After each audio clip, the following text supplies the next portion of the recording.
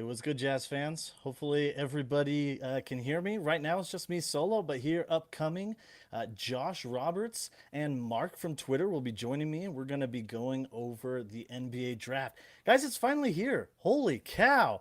It has been a marathon getting up to this point. If we kind of think back about it, when when the Jazz ended up trading all of their picks or all their players and ended up landing all these picks, it was kind of a real excitement to get to this point. Josh, welcome, man. Good to see you. Can you hear me? Yeah, I can hear you, man. Welcome. Let me know when How's you it can going, hear me. Adam? Oh, it's going great, dude. We're finally here, baby. We're I know, finally here. right? All the way back from the first time we did this in December.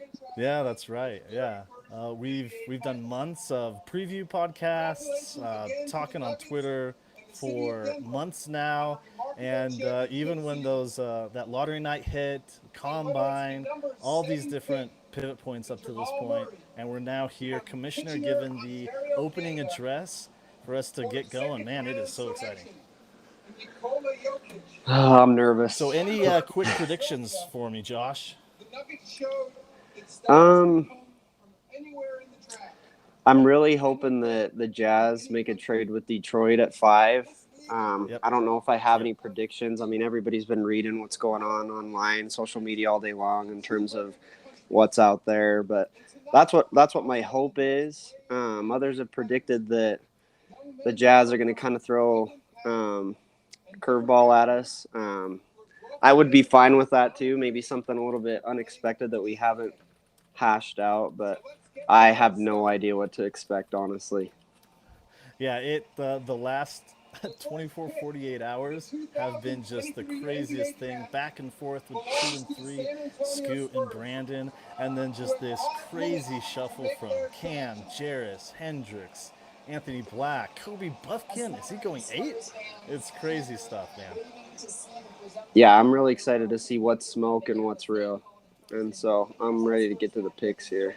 Yeah, so San Antonio's now on the clock. Hopefully, you're tuning into the actual draft broadcast here in the background, so you kind of get that same feel as we are as well. But we're gonna keep our draft board updated here as we go through. We've got Josh's top five remaining players from his big board, that of myself and Mark whenever he's able to join us. And as we go through and make these selections, we'll be able to see the full draft board and what's kind of left over as kind of an ideal top 5 remaining for the three of us with our boards. So, do you think they're gonna wind down the clock all the way here? It kind of feels like the biggest anticlimactic pick ever, but Yeah, that's not necessary, right? We know what's going on here. yeah, yeah. Well, I think it was Bill Simmons, and on his podcast was saying they'll probably wind it down to the 3.5 minute mark, but we're approaching that right now, and Commissioner hasn't quite exited yet. But what's your kind of feeling at 2 and 3 as we kind of wait here? That's the big question, right? Everyone's the last, I don't know, probably 6, 7 hours. Everybody's been looking at the Vegas odds and stuff, seeing who's going to go where. I honestly think they should go Scoot. Um, Even though I think Miller would be fine there. I think that's what Charlotte should do. But again, no idea. Yeah, it's crazy because for a second there, Windhorst and others were reporting that Brandon Miller had this awesome workout, and now he's gonna go 2, but then he kind of ended up running his mouth a little bit. I don't know if that actually influences anything, but then all of a sudden the Vegas odds start flip flopping all over the place. So it's gonna be really interesting.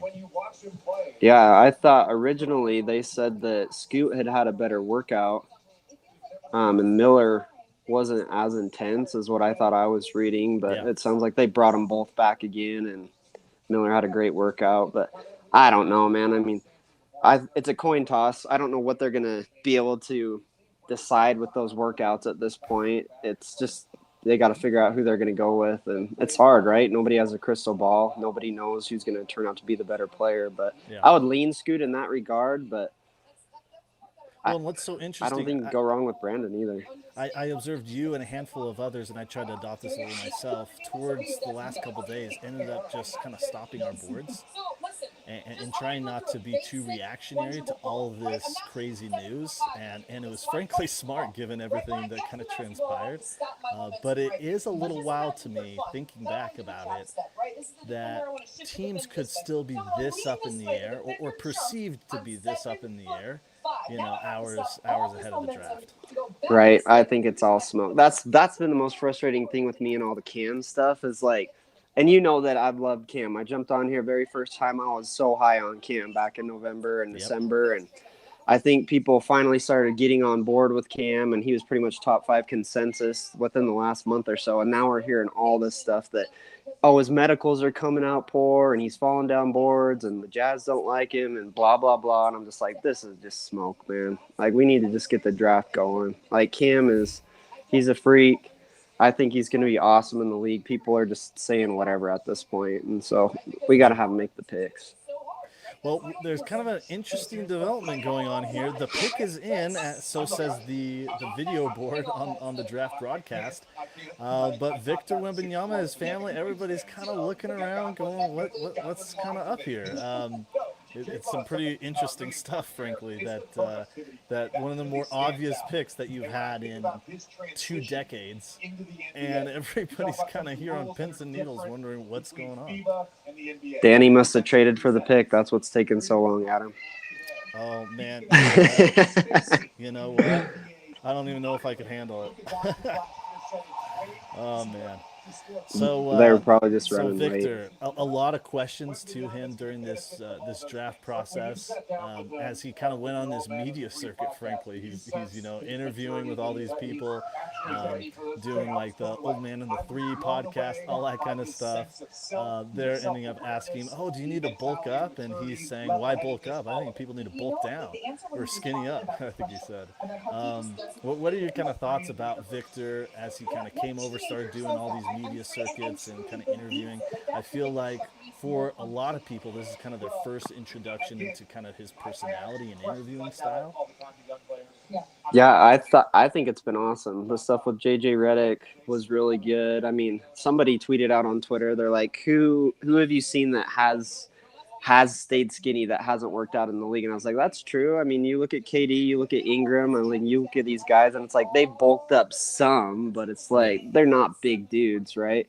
That's just, I mean, they play to their strengths with kind of what their size is, and I think that's pretty much what Vic's going to have to do too with his frame. I don't know how much bulking up his body is going to allow him to do, but the biggest thing that I've found, or probably the most interesting thing from all the interviews, is how much he's been pushing the Bilal Coulibaly stuff. Like, yes, hard. Reading like how he's like comparing him to a man and a Sar and like their size and athleticism, how he's saying he's a better shooter and they're deemed as top 5 picks, and he thinks that Coulibaly's better and should be. And I'm like, wow. And I haven't really bought in so much to the Coulibaly hype stuff, but that's been interesting. That has been super interesting. And the pick is in. And Wembanyama off the board. As expected, Wembanyama Rama, the alien, has arrived. All of those cliches. What a player. Just incredible. Plays offense like a wing. Plays defense like a big, secondary rim defense, primary rim defense. 7'4", 8-foot wingspan, 230 pounds. I mean, the dude is, as I went through my evaluation that I do with everybody, it kind of felt useless, honestly. But as I went through it and kind of went through the categories, it feels like almost every area I was putting an 8, 9, or 10 out of 10 on my evaluation. He's just a spectacular talent, and it's honestly a bit sad that he's ending up in the West. I'm thinking we're gonna have to go through this dude for a good decade or more. I'm so excited to watch him though, man. Just when Luka came over, I can't wait to just see him out on the floor and watch him be great. Yeah, he's gonna be spectacular. I love watching these prospects stand next to Adam Silver too, because Adam Silver's a tall dude. and you're seeing Victor Wembanyama, and Adam Silver's barely up to the dude's shoulder. This is incredible. It's crazy, huh? All right, so as we mentioned earlier, Josh has Scoot Henderson 2, Brandon Miller 3. I've got it flipped, Brandon Miller, Scoot Henderson. Just a quick aside about that, as the Charlotte Hornets will be on the clock here soon. I actually have them rated out as an 8.3 out of 10 on my metric scale across all these categories I've talked about on the podcast already. And ultimately, they're pretty much tied. So I kind of went Brandon Miller, just given the size, position, a touch more valuable. But ultimately, they occupy the same tier for me. And how I've kind of gone about tiers is saying, if I put a group of players in a tier, that kind of means that I'm comfortable and pretty confident that the average player in that tier will be better than the average player in the tier below, and that the players ordered in the tier don't really matter. It's kind of up to personal preference, but I couldn't be confident long term that either would be better than each other long term. What about you? How do you kind of go about, um, defining tiers? What do tiers mean for you? Order within tiers, that kind of thing. Yeah, I mean, I kind of threw out tiers a little bit towards the end. But I agree with your overall assessment. I mean, the biggest the the biggest tier that's been debated is kind of that third tier. You got Vic on his own tier, right? And then the Yeah. second tier has pretty much been debated between Brandon and Scoot. And then that third tier, I think, is where all of Jazz Nation has had a lot of their debate, right? That next, what, 4 through 9 ish type guys. And there's been some divide there with me, with you, with Tony, with other people. Some people have different guys slotted in there towards kind of the back of that tier. Some of us, I almost kind of feel like that tier 3 has been divided in two for me, where the back end is maybe I could bump that to like a tier 4, where the front end of it with the Thompson twins and Cam and Jarris, those guys kind of rose above the rest of the guys that were in that tier, like Anthony Black Yeah. and Taylor Hendricks that were kind of in there. So others don't feel that way. They're all in the same tier, and to your point, they all could end up having similar careers or being similar level players. But I don't know. At the end of the day, the whole tier stuff is just like, I mean, take Brandon and Scoot, for example.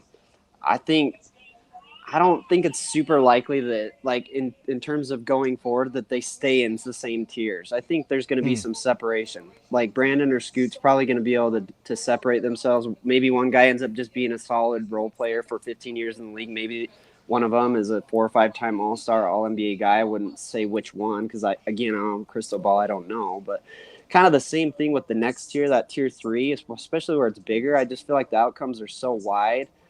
I don't know how much value the tiers are nice to kind of categorize them in this setting with the draft and big Yeah. boards and stuff. But in terms of like projecting and seeing how they're going to turn out going forward, I just feel like I don't know. I think there's going to be some of those guys on that tier might not be in the league in 3 or 4 years. Some of them are going to be guys that are in the league for a long time. Some of them I think will be stars, but it's just like I don't know who's going to be what. But when we look back in 4 or 5 years at those tiers, like we always do with the draft, right? We're going Yeah. to be like, how did we put these guys in the same tier when they're not?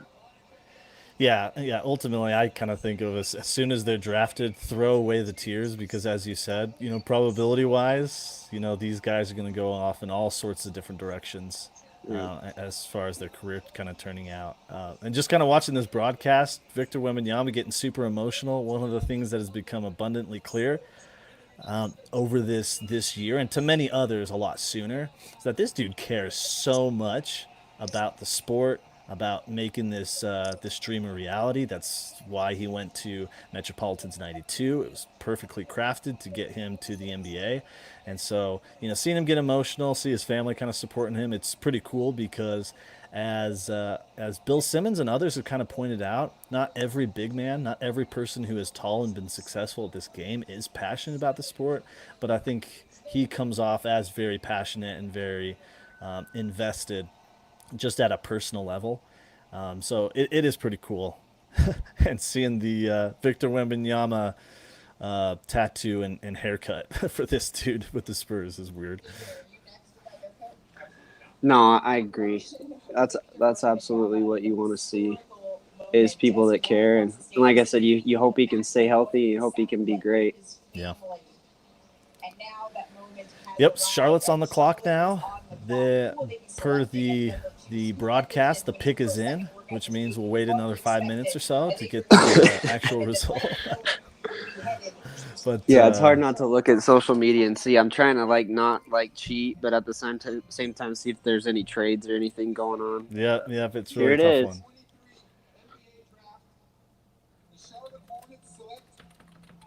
one. Wow. Brandon Miller goes off the board to the Charlotte Hornets. So that last kind of little bit of smoke that we heard earlier today was just that. Scoot Henderson, I think, is a tremendous prospect. Someone actually brought up a pretty decent point on Brandon Miller earlier that, and Scoot Henderson. The point was that the GM and the coach each have 1 or 2 years left on their contracts over in Charlotte.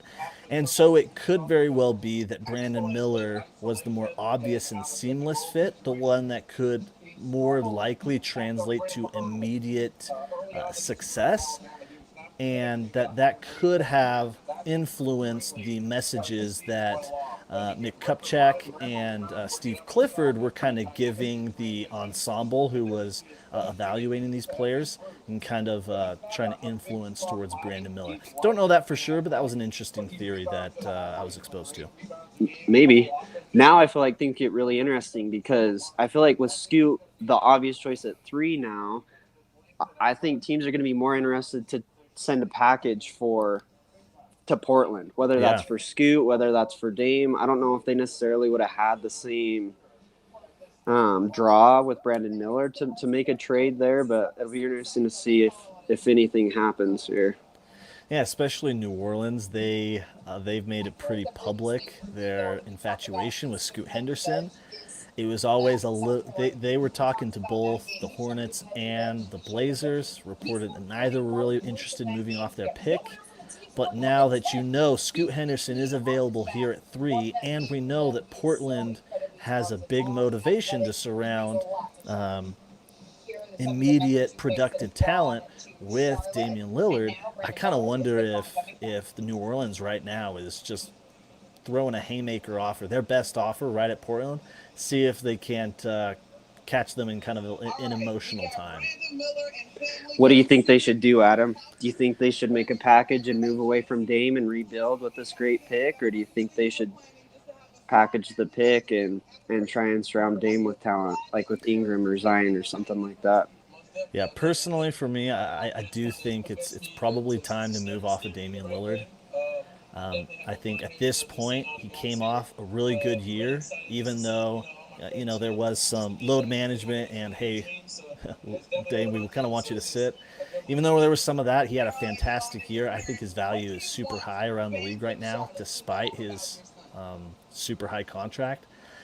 But I get it. It's tough to be the one who gave away the best player your franchise has had. It's tough to say no to the guy who's saying, I want to stay here and I want to win. Just surround me with the guys. But there's a level to where, are there the guys? And I kind of think at this point, you draft Scoot Henderson, you move off of Dame, and it doesn't have to be right now during the draft. You can kind of court your way all throughout the summer. But I think you do move off Dame, and I also think you kind of transition away from Anthony Simons. I think his contract's fair enough, and he had a really good shooting year last year that I think you can get good value from him. But that way you totally clear the runway for a Scoot and Shaden Sharp backcourt, and I think they could be just so prolific. Yeah, I agree. I think that's what they should do. We'll see here, I guess. tonight or in the coming weeks what they do. But It's been interesting the pressure Damian Lillard has kind of started to apply. He's kind of gone on a bit of a media tour himself, podcasts and other distribution platforms. So it is kind of interesting that it is pretty interesting that he has started being so vocal about this, because I feel like all the whole bill with Dame for so long has been that he's really kind of respectful, just kind of put his head down and do what needs doing type thing. But it does seem as though lately that's kind of taken a small turn.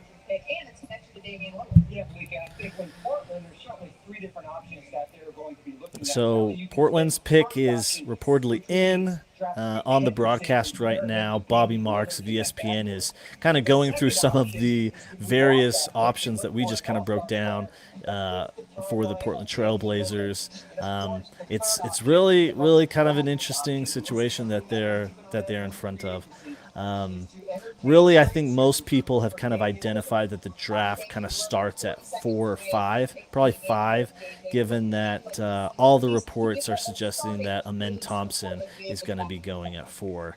But there's a pretty clear number 3 pick right here, and then likely Amen Thompson at 4, though we have some small differences in our boards. Yeah, I agree. And it'll be interesting to see if. So you said the draft starts at 5. We'll see if it starts with the Jazz or. Let's hope so. Detroit Man. just keeps that pick. If they keep that pick, and we kind of just have to keep playing the waiting game. So, Adrian Wojnarowski said all along the entire. Well, actually, it looks like the pick's coming in for the Portland Trailblazers. In the 2023 NBA draft, the Portland Trailblazers select Scoot Henderson. And Scoot Henderson to the Portland Trailblazers. A real obvious pick right there, given what kind of happened at number 3. Scoot Henderson is an incredible player, and at minimum in the interim, I think it's great to surround him with Damian Lillard. You know, we'll see a lot of people even suspect that Damian Lillard will really do anything, I guess, forward-facing or public-facing. Kind of like a big trade demand immediately. Most people aren't really even expecting that, but that it will, you know, if it happens, it kind of happens, you know, slowly and not very publicly, which is interesting. That's one thing that I've always respected about Dame is he's super classy. He's really professional, even with all this media stuff that he's had to handle for so long. Yeah. Like, that's why the city of Portland loves him. That's why those fans love him, because he's so loyal. And and if he does get moved, I think that's not going to change. He's always going to have a special place there. That fan base is going to love him forever. Yeah.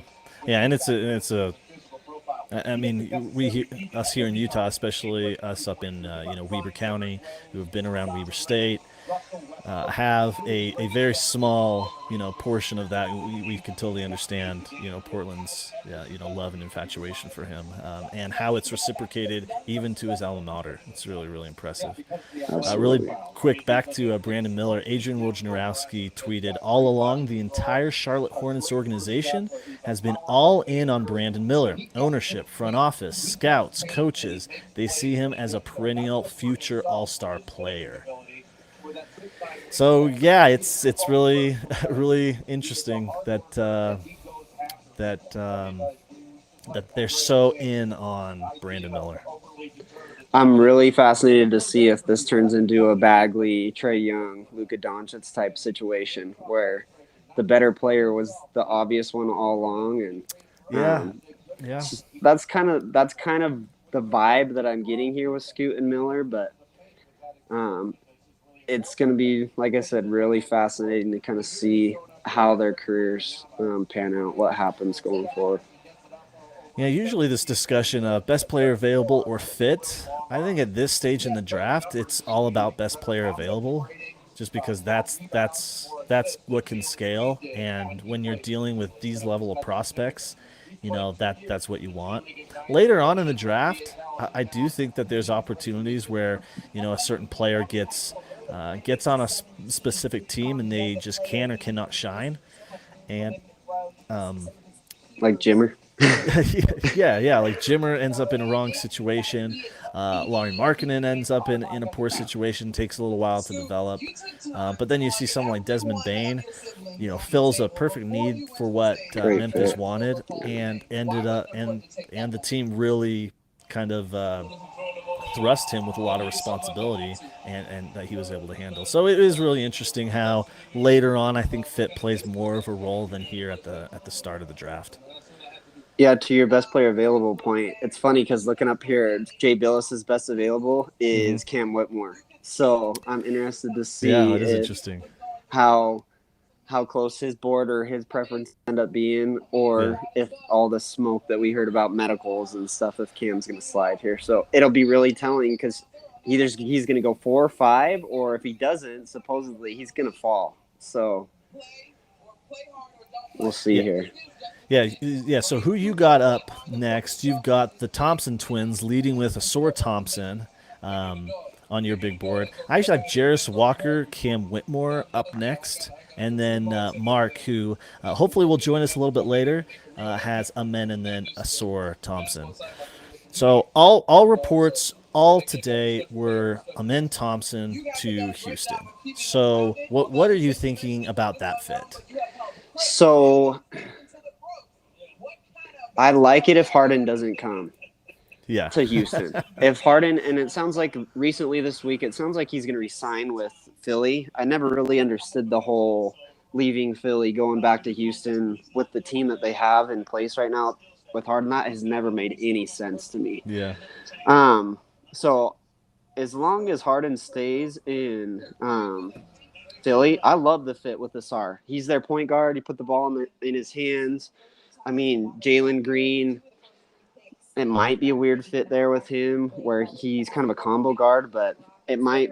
I don't think it's really going to be that big of a deal. I would put the ball in Amen's hands, have Jalen play off of him. You've got do they still have Sengun, or did they trade him? Am I thinking of one of our mocks that we did? Yeah, I think you're thinking of a mock. In which they still got Sengun there, and so they got really good young players. I like the fit with the men there.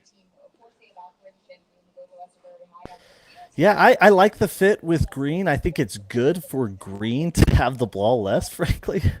I think the IQ that Amen will bring to Houston will be really, really valuable. I do wonder how they, because Sengun, I mean, you want the ball in his hands too. So I'm curious kind of how they do that. I wonder if they, I wonder if Amen is kind of able to kind of command the early offense or kind of the early transition type stuff, and they really rely on his athleticism, speed, handle, passing there. But when it gets kind of later in the shot clock, half court, I wonder if they or off of a make or a free throw or something where the defense is really set, I wonder if they try to use him kind of off ball and let Sengun kind of operate from the free throw line type stuff. So do you think Amen is the best fit out of those guys there? Or do you like Jarris or Cam better in Houston? I do like Jarris in Houston quite a bit. That is where he went to school, but primarily they are missing someone next to Sengun who can provide some rim deterrence. Jabari Smith, I think, can have some secondary rim impact, but I think he's best suited kind of on the perimeter, being long and adjusting shots on that front. So I do think Jarris Walker would provide a lot of good stuff, especially defensively for Houston. But again, I don't think it does enough to take the ball out of Jalen Green's hands, frankly, and I think for his personal development, Jalen Green's, and for Houston's long-term aspects, probably would be good to get a lead ball handler in there. So, it looks like the pick is in for Houston. 2023 NBA draft. The Houston Rockets select Amen Thompson. There it is. Yep. So no surprises yet, right? Yeah, it's outside of the question mark that was semi-certain, uncertain at 2 and 3 with Miller and Henderson. Everything's gone fairly according to the reporting. And now things really start. Here we go, right? Yep, here we go. And what's so interesting as Detroit starts to get on the clock here at 5, the Jazz, as Josh mentioned earlier, the Jazz have reportedly been interested and had discussions with Detroit and discussed frameworks about a trade up from 9 to 5.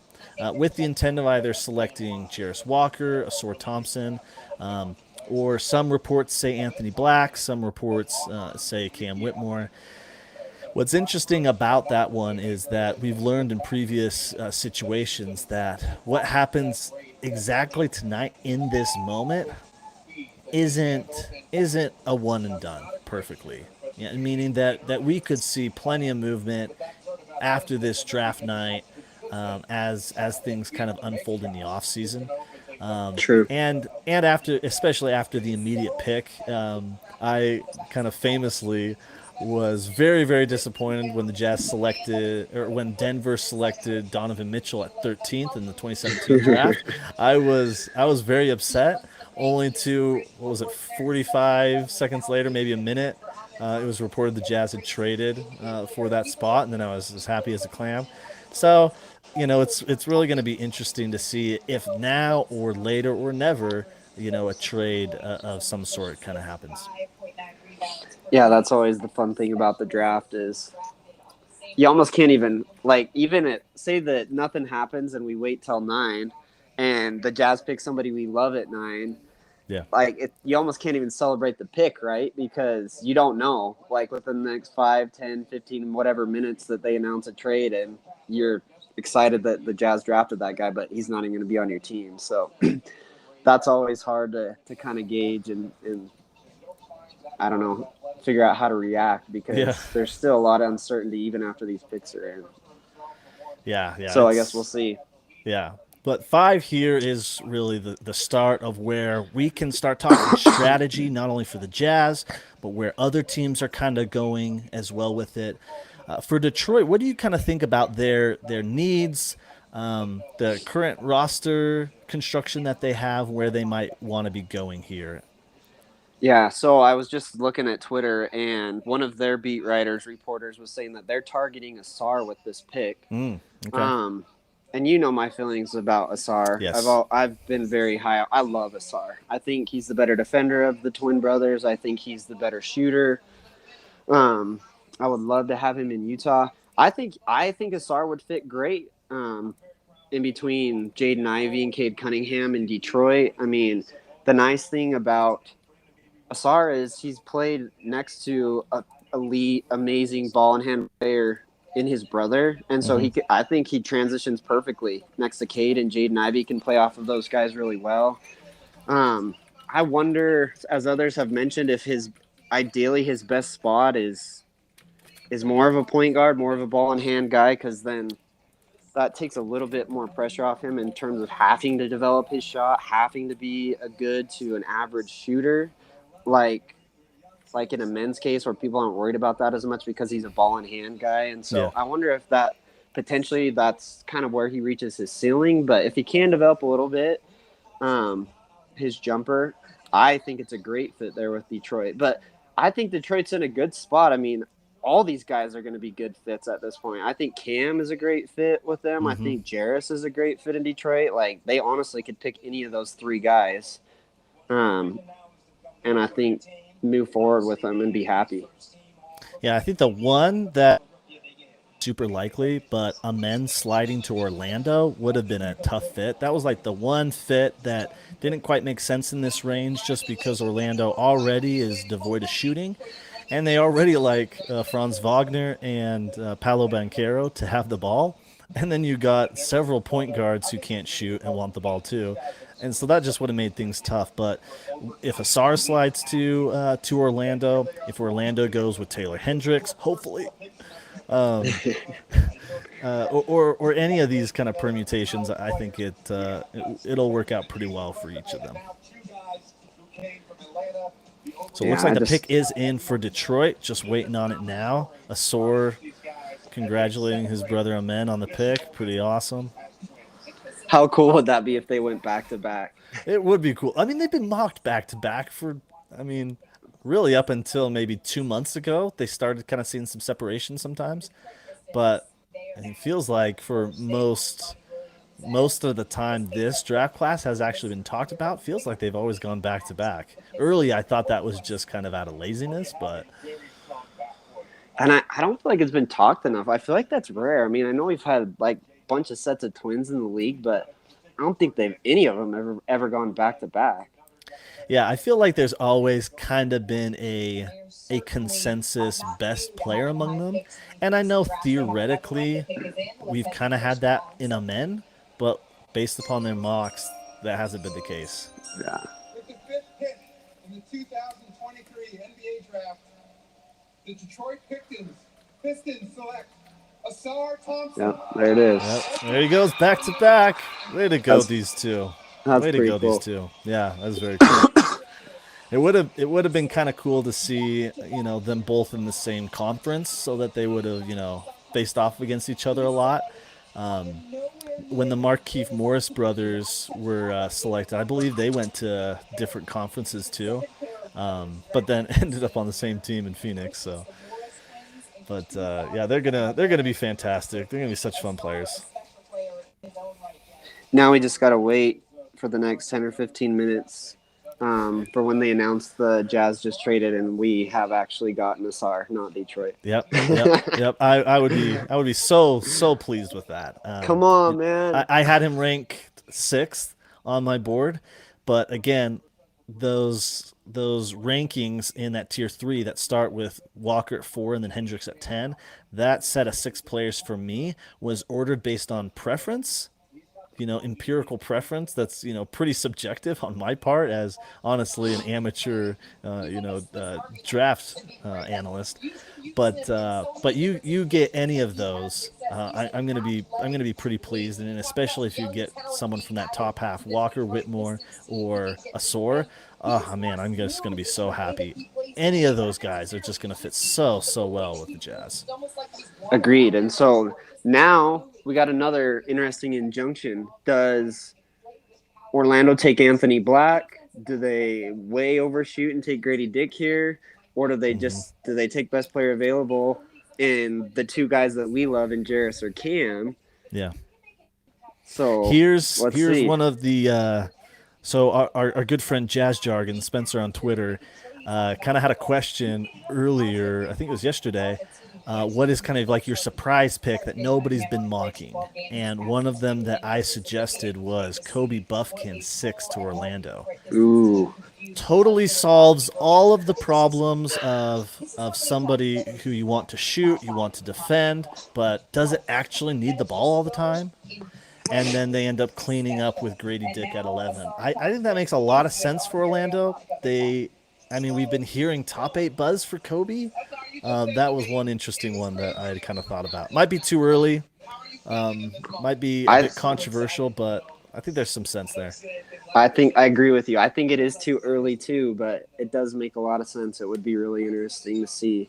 But that was the other thing that I was going to bring up to you is who jumps into this group. Like, who is it going to be? Is it going to be Coulibaly? Is it going to be Buffkin? Like, I'm really fascinated to see. I'll predict that it's one of those two. It's not just going to go chalk. As you can see on our boards here, we have various permutations of Walker, Whitmore, Black, Wallace, and Hendricks for the upcoming 5.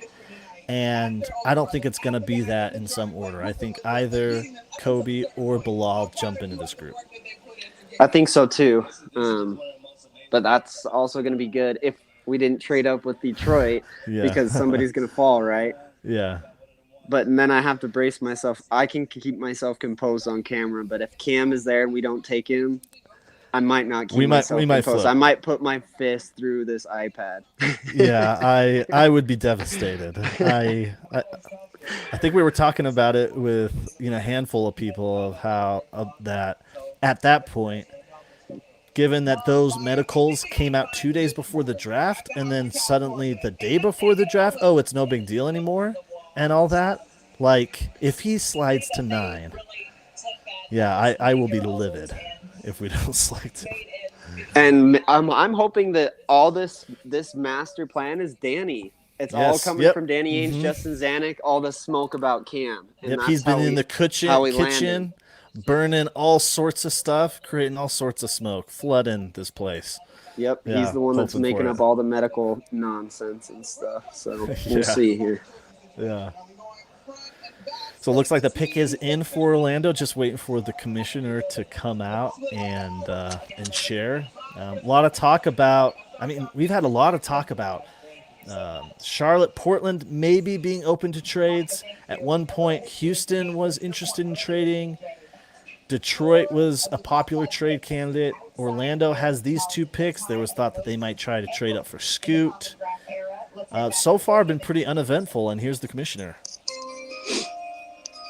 With the sixth pick in the 2023 NBA draft, Oh, they did it. Magic select Anthony Black from the University of Arkansas. Wow. Okay, so then Wow. the rumors are true there, right? Yeah. The Jazz were going to have to trade up if they wanted to get Anthony Black. Yep. So that is a little bit surprising to me. Yeah. Yeah. I mean, we had heard the rumors just recently. We had heard that Orlando liked Black. They were targeting him, and that if the Jazz or others wanted him, you'd have to get to 5 or 6. It happened. Again, this isn't the most natural fit. I don't think it's terrible, but again, it's not the most natural fit given where Orlando's strengths and weaknesses are. Right, and how many guards they have, that might mean that. I mean, granted, we're still super early. Maybe Orlando trades this pick, but Yes, this might yes. mean that Suggs is on the move, Cole Anthony's on the move, Markel Fultz is on the move because they've got a lot of guards now. To your point, but so now what we need here is for Taylor Hendricks to go to Indiana, right? Because if Yes. Hendricks goes to Yes. Indiana, we're gonna get Jarris Walker or Cam Yes. Whitmore. Oh my gosh. Yes. Oh, that would be huge. And it's been reported that Indiana likes Hendricks and Walker about the same. There were some reports that Hendricks had a slight lead, but it does seem like that one of those forwards is going to be the pick for Indiana. Yeah, really hoping that it's Hendricks here. Yeah, Hendricks or Grady Dick. Yeah. Then the Jazz can trade up with Dallas, and they can get both. They can get Jarris and Cam. Oh my gosh. Well, Yeah, granted, we would I was need actually Washington to daydreaming take- about that at work earlier today. I'm like, what if we got both those guys? That would Oh, be man. awesome. Yeah, that would be incredible. What if Orlando ended up taking Kobe Buffkin at 11, and they got rid of 2 of the 3 guards that you mentioned? I'd actually feel pretty dang good about Black and Kobe together. I actually think that's pretty Oh yeah, a pretty good fit. I think that's a nice thing about Anthony Black. I mean, I've been pretty critical of him all year with his jumper, but Yeah. with his size and his skills that he has, he can play pretty much next to anybody. Like you could slot him, you could slot him next to Buffkin. You could slot him next to Case and Wallace. Like you could slot him with any of these really good guards that are up here in this next spot. Yeah. I think he can play with any of those. I mean, and he could even play with anybody that's on Orlando's roster. It's just that I don't know if they need all 4 of those guys. They're gonna find playing time for him. They're gonna pay him, etc. Yeah. But yeah, I think Anthony Black is super compatible with pretty much most rosters, most guards. Yeah, really curious to see what kind of deals they swing, because at this point it does feel inevitable that at least one of those 3 guards for Orlando gets moved. They're interviewing Anthony Black right now, and he's got his younger brother there, I assume, and it's almost like a mirror image of Anthony Black. Got like the same hair, even down to the dyed a little bit of blonde in their fro. It's pretty funny. That's cool to see. Yeah. Wonder if that dude is going to be in draft conversations in a handful of years. Right, next in line. Yeah. I do like Anthony Black to the Jazz. I think Black and Abaji, are a pretty good pairing there. Even Black and Sexton, I think, is really, really nice pairing. Sexton, but he can he's improved so much off ball. I think that's actually a pretty dang good pairing. Again, Okay, so- a lot of this we can't really say that definitively that they're going to these spots because of how many rumors have kind of been in the mill. So I just cheated. I just saw Sham's tweet. I'm not going to say anything, Adam, but you're going to be really happy here. That's all I'm going to say. With the 7th pick in the 2023 NBA draft, the Indiana Let's Pacers freaking go! Oh man, Yes. let's go! Bilal Koulibaly too. Oh man, that is huge, Josh. I cannot tell you how big it is. We're getting Cameron that Bilal Jarris, baby. went to 7. We're This getting is huge. Cameron Jarris. We are getting Cameron Jarris. Oh, this is just beautiful. Oh man, this is a beautiful thing. Oh, this is a beautiful thing. And honestly, I I if- think Go I ahead, honestly think sorry. Kobe Buffkin could go 8 to Washington. That's what 'cause I was there's just been gonna all that say. buzz. Because they wanted Anthony Black, and so I wonder if Buffkin goes here. The Jazz need to get both, dude. They need to get Cam and Jarris. They need to get both. They gotta trade with Dallas here. They're both. They need to get there. both. Oh my gosh. We were talking about what would be an A+ draft. None of us mentioned Whitmore Walker back to back. That would Oh be my gosh. insane. Oh man, I would love that. Let's Except- talk Bilal for a second. Oh yeah. Except now I'm starting to get really nervous because this is setting up so nice for us. Are they going to totally just throw a curveball that I don't want here? Now this is what I'm starting to get. Oh, you mean anxiety a over. trade up for Anthony Black, giving up I just Jarris mean Walker? not take Jarris, or let's say Oh that. my Let's just say gosh. Washington takes. Let's say Washington takes Jarris. I'm not prepared Say for that this. we're not that lucky, but then they pass, or vice versa, or they say they take Cam and then the Jazz pass on whoever of the two is gosh. left. Oh my That's gosh. what I'm getting afraid of. Oh, that would be just awful. That would be terrible. What Okay, if let's they take talk. Kobe Buffkin? What if Jarris or Cam goes here and the Jazz take Buffkin at 9? Listen, I like Buffkin, but again, he's separated by a tier for me, and there's a good 8 spots draft difference for me. Jarris Walker is the guy I've kind of ridden throughout this whole process. He's the guy that I most prefer out of the realistic options. Cam Whitmore second Excuse me. on my preference list. Man. Let's talk Bilal here for a second. So Okay. there was a lot of talk about how he was moving up, and there was a lot of talk about, Bilal at 9 to the Jazz, Bilal 12 to Oklahoma City. He's like the prototypical Toronto guy. And he goes all the way up to 7. Victor Wembanyama standing his guy, got him up to 7. And what are you thinking, Bilal? This dude, frankly, kind of came out of nowhere once he got promoted from the junior league. And I get that all the measurables, the age, everything is ideal. I get all that. Where you stand? I mean, I think I'm totally open to being wrong on Bilal. Oh yeah, like yeah. I've been lower. I had him like 18, 19, stuff like that. He could be baby Giannis. Like he's got Kawhi's measurables, yada yada. I mean, that's a little bit too much for me, but I mean, these are NBA scouts. They watch and study and are way more connected than we are, and they could absolutely. Maybe Indiana just hit a home run with this kid. Maybe he does turn into something really special. I'm fine with it. I think we're both fine with it because we've been watching our two guys that we love all year long, and Cam and Jarris. That's what we've been dreaming about and what we've been wanting. And sure, maybe in 3 or 4 years, we're like, well, Cam and Jarris or Jarris didn't pan out. However, we took in Bilal as an all-star.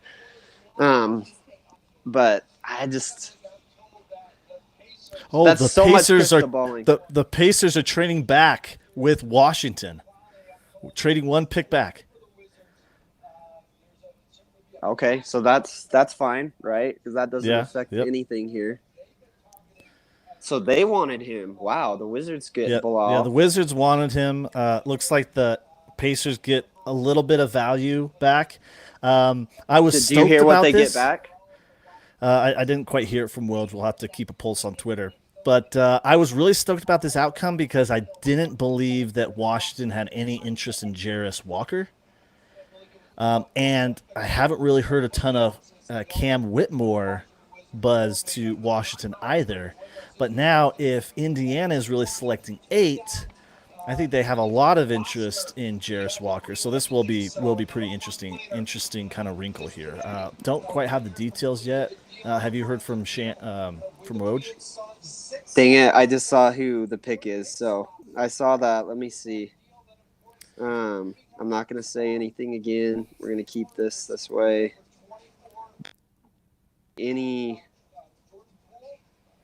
I'm not seeing anything on details there. Yeah. Yeah.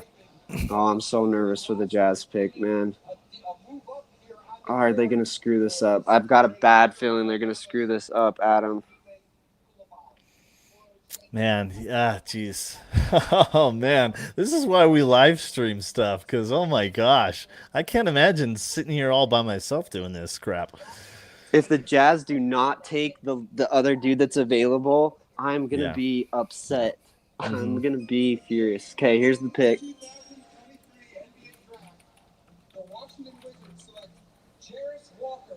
Okay, did you hear that, Adam? Yep, Jarris Walker, my guy is gone. So that means that the smoke was real. It wasn't smoke. Cam legit slid, and he is there for the taking. He legitimately slid all year. Yeah. And are the Jazz going to screw this up? I think they're going to screw it up. Gosh dang it. Oh my gosh. They go do Buffkin. Not take Cam Whitmore.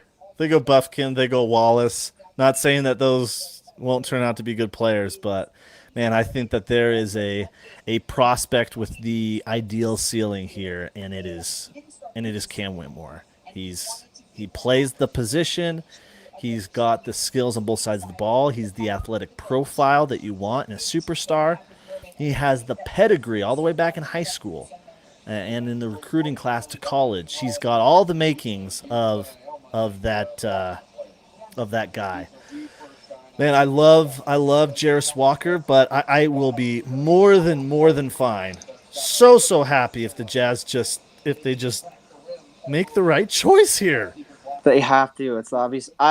So to try and take my mind off the Jazz screwing this up, I think that Jarris is an absolutely perfect fit. Oh, it's perfect. Yes, I love that fit there with Miles Turner, with Halliburton. I think he's going to be a stud there, and Indiana just got an awesome player in Jarris.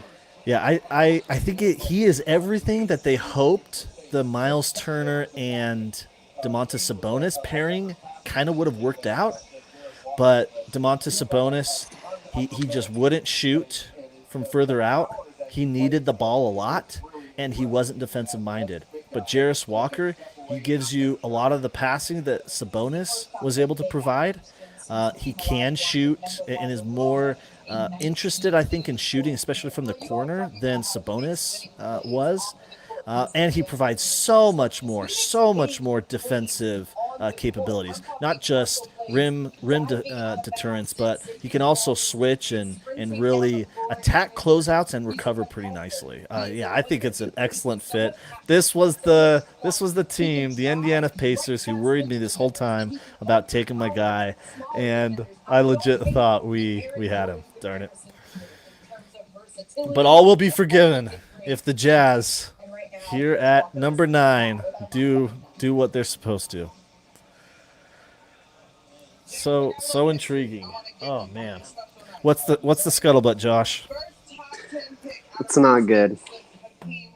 Are we really passing on this dude? It's not good, Adam. Oh geez. Oh my gosh. I cannot believe this. Oh man. Well, hand it. I mean, you got to hand it to the Jazz. At least they're consistent. Here's what we're thinking. What we're thinking now is that the Jazz were close on some deals to move up for Osar. Couldn't quite swing it before the draft. Is kind of what I'm thinking here.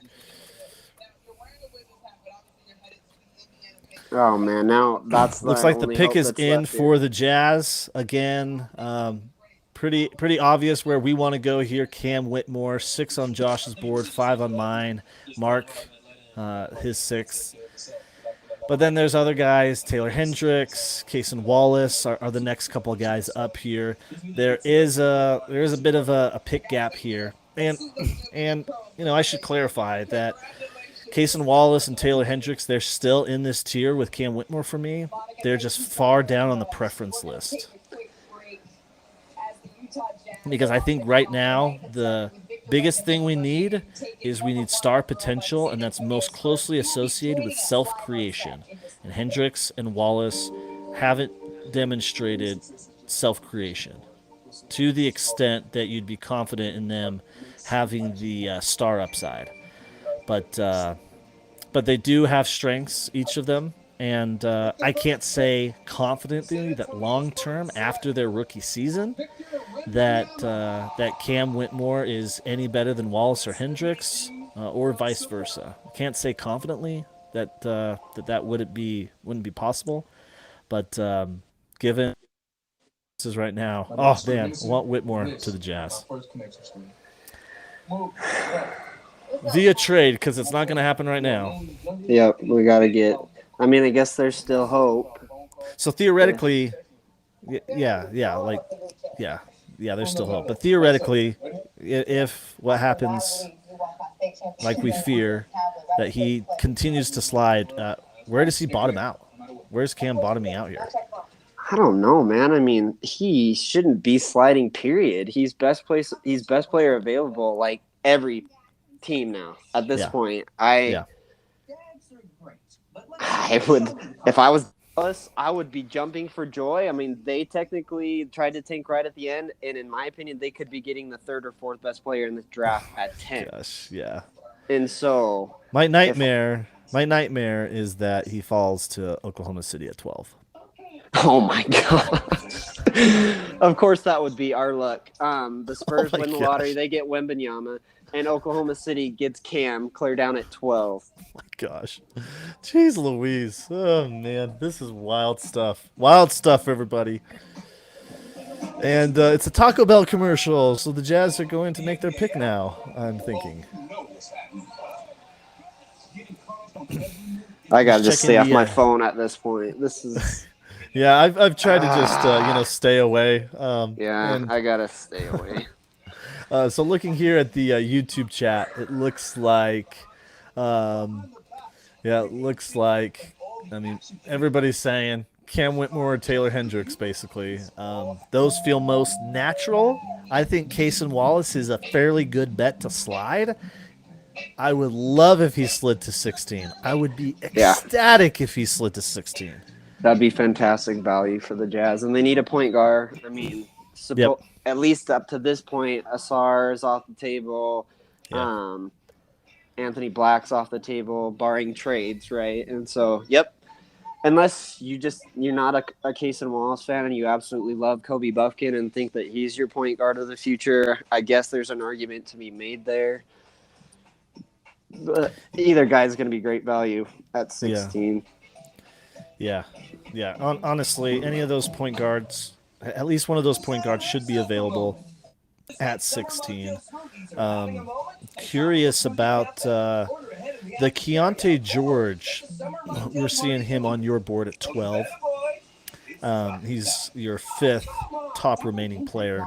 He's one that has been rumored to Toronto at 13, but even more importantly, he's somebody that has been rumored to be pursued by the Utah Jazz in a trade-up, likely from 16 in combination with 28 or a future selection of some sort. We'll see what ends up happening with Keontae George. But here is the commissioner with the Jazz pick. Utah Jazz are on the clock. The pick is in. Let's go back to Commissioner Silver. With the 9th pick in the 2023 NBA Draft, the Utah Jazz select Taylor Hendricks from UCF. Not who I would have gone after. Man, I can't believe we passed on Cam. Like, I think Hendricks is going to be a really good player. I think he's got a real high floor. I don't think he addresses our primary need, though. And it's a need in self-creation that gives you the best chance of being the best team when it matters in self-creation. I mean, he is a really good fit. Just in a vacuum, if this is the fit or the pick, and he doesn't get moved, or we haven't already done a deal. I mean, you add a ton of defense, you add a ton more length, right? He gives you, he can space the floor out for your bigs because he's a really good shooter. But yeah, that's the huge thing that's missing, and that's why we like Cam and Jarrett so much more. Is like there's not a ton of playmaking. There's not a lot of self creation here. At least at this point in Taylor's game, that doesn't mean that he can't develop that, but he's just so far behind, in my opinion, Cam and Jarrett in terms of being able to make plays for his teammates, being able to create for himself. That's just what Jay Billis is saying right here. He's primarily a catch and shoot guy, and that's what he is right now offensively, is a guy or a rim runner. Yeah. Now, one of the things that I loved so much about Jarace Walker, and I wanted him for the Jazz, some of that does still apply to Hendricks. I think Hendricks can moonlight a little bit at the backup 5 position. He does provide excellent rim defense and can do some switching out onto the perimeter. I think a trio front court of Markkanen, Kessler, and Hendricks is extremely, extremely solid. I think that's the front court of your future. I think that is about as good of a defensive front court that you can get to combat Victor Wembanyama, Nikola Jokic, Joel Embiid, Anthony Davis. Any of these guys, I think that trio presents the best recipe for defending those types of teams. Agreed. So what is but and you get a 3-point threat out there, and so in a sense, I think this spells doom for Kelly Olynyk's long-term fit with the Jazz. It's not for sure, but I wouldn't expect him to be on the Jazz after his contract upcoming. I think by then Taylor Hendricks will be ready for at least some spot minutes at the 4 in the starting lineup, or to be one of the primary guys right off the bench. Yeah, I agree with that. Again, you got to really hope that his playmaking can develop, though, because essentially you're kind of switching two completely different players, right? Olynyk doesn't give you any protection at the rim, but what does he give you? He's a playmaker in the post. He can run offense for you, and you're not really getting that with Hendricks at this point. And so you're kind of switching out two pretty different bigs. But you're absolutely right. I mean, if this is the pick for tanking is Hendricks, then yeah, I mean, they're going to make a pretty big commitment to him. And he's, I mean, especially over Olynyk, he's going to be it going forward next to Walker and to Larry. So it looks like the Wizards got a 2028 second from Phoenix and a 2028 Washington Wizards second for moving down one pick. So 2 seconds. Walker. So 2 seconds to go from 7 to 8. Not bad value. Right. Not bad value. It's just a little bizarre.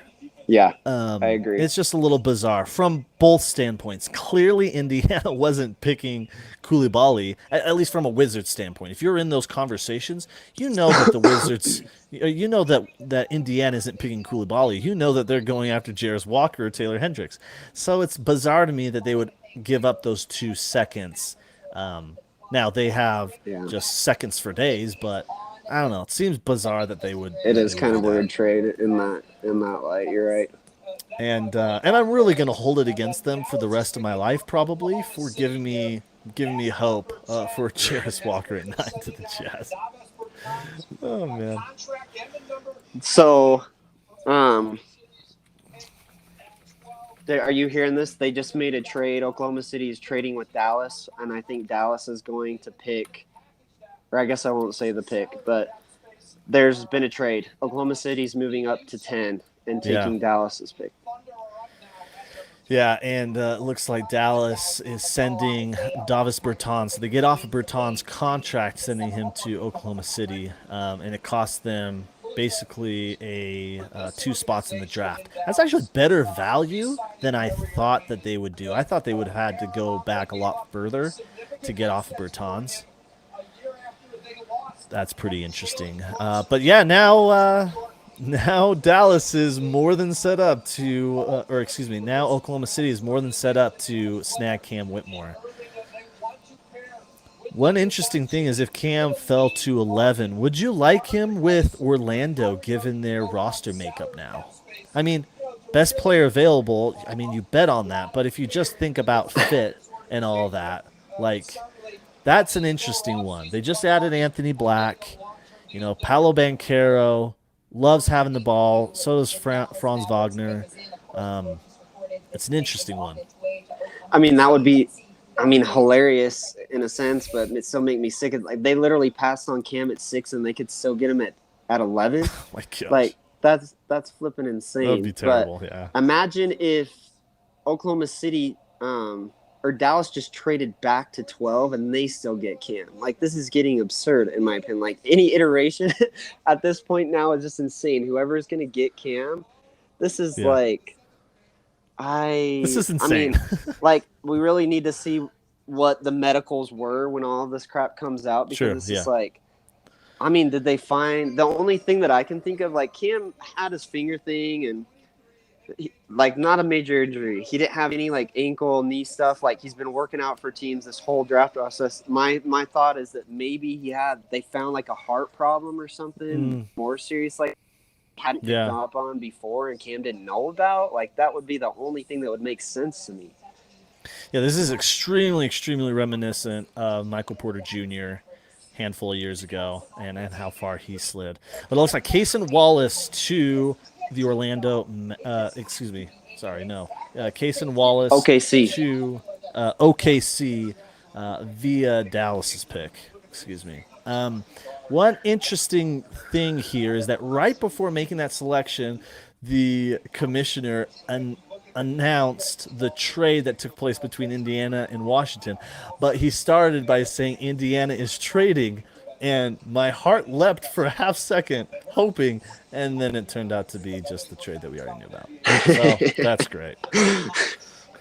I love the fit with Cason next to Shea. I think it's impeccable. Instantly, probably the best defensive backcourt in the NBA, in my opinion. You got Shea, who's a great defender. You got Cason. I love the fit here. Yeah, so they've got Dort and Shea at the starting backcourt, or if you think Giddey's kind of the two there, it depends on your viewpoint.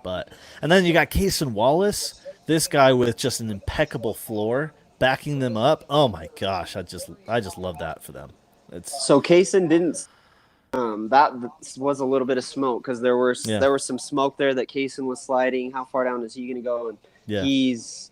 We're pretty much chalk here, right? Except for Coulibaly, yeah. Coulibaly and Cam are really everything else has gone as expected. Yep. Yeah, it has. Really, really fascinating.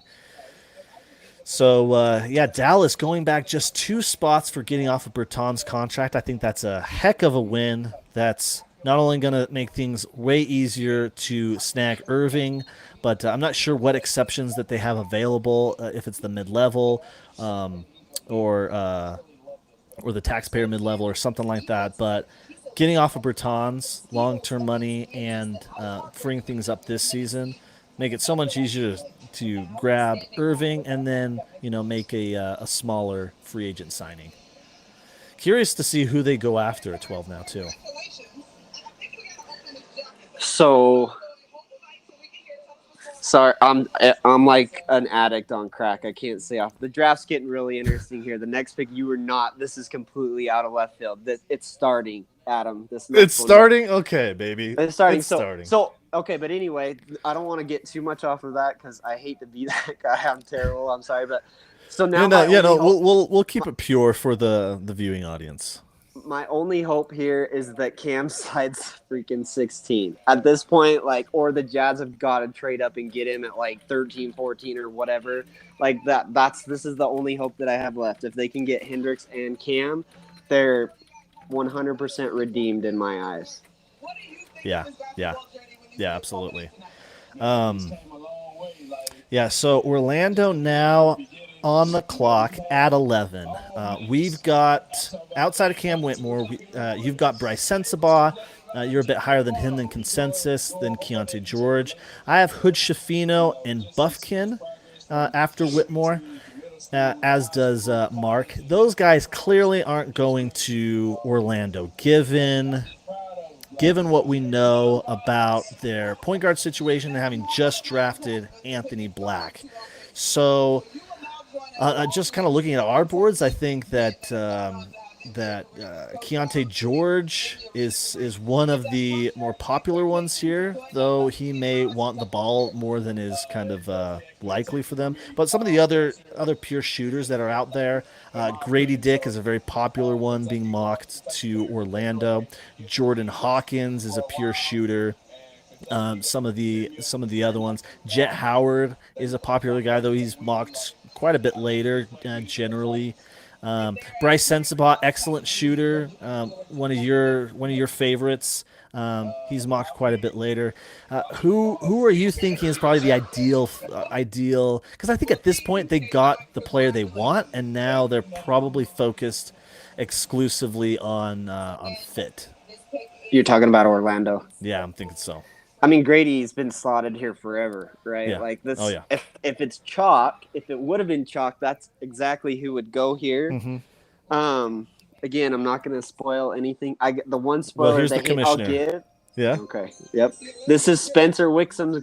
His guy right here is going to Orlando. Jet Howard. Oh, man. Jet Howard to Orlando. So that one is interesting. They do go with the shooter. In my opinion, they go with the shooter that has more self-creation abilities, more kind of east, west, north, south abilities than Grady Dick has. I think he's a little bit worse defensively than Grady, and definitely worse defensively than Jordan Hawkins. But heck of a talent, Juwan Howard's son, as they're showing here on the broadcast. What do you think about this fit? This one is out of left field.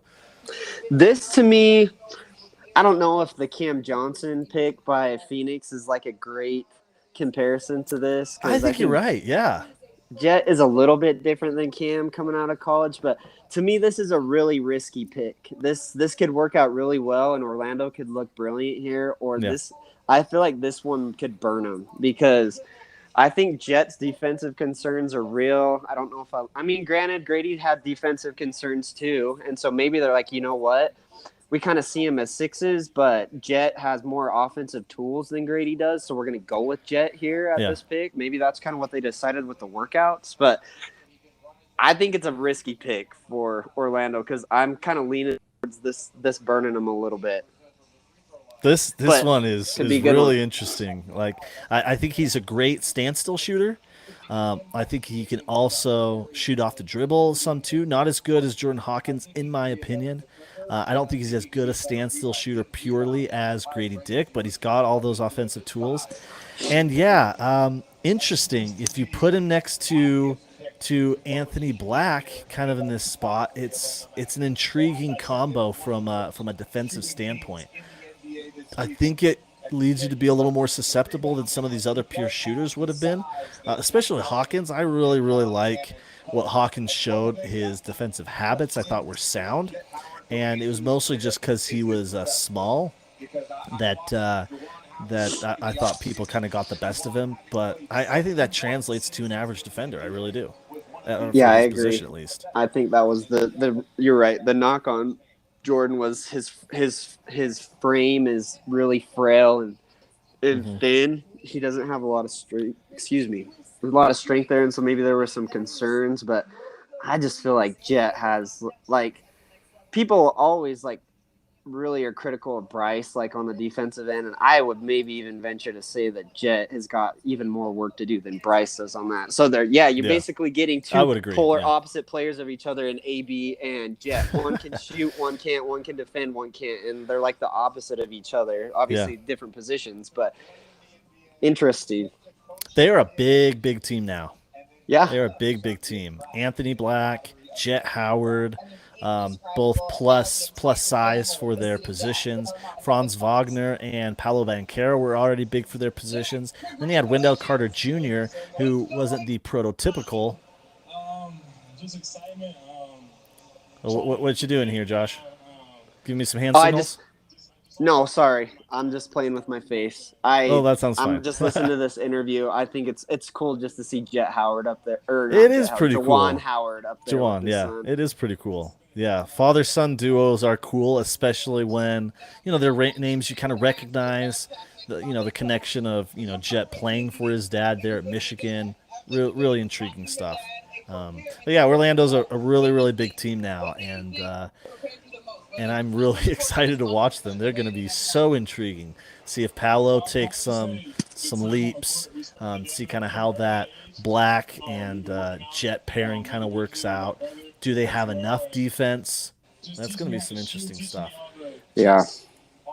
So No, Dallas I is agree with on the you. clock now at 12.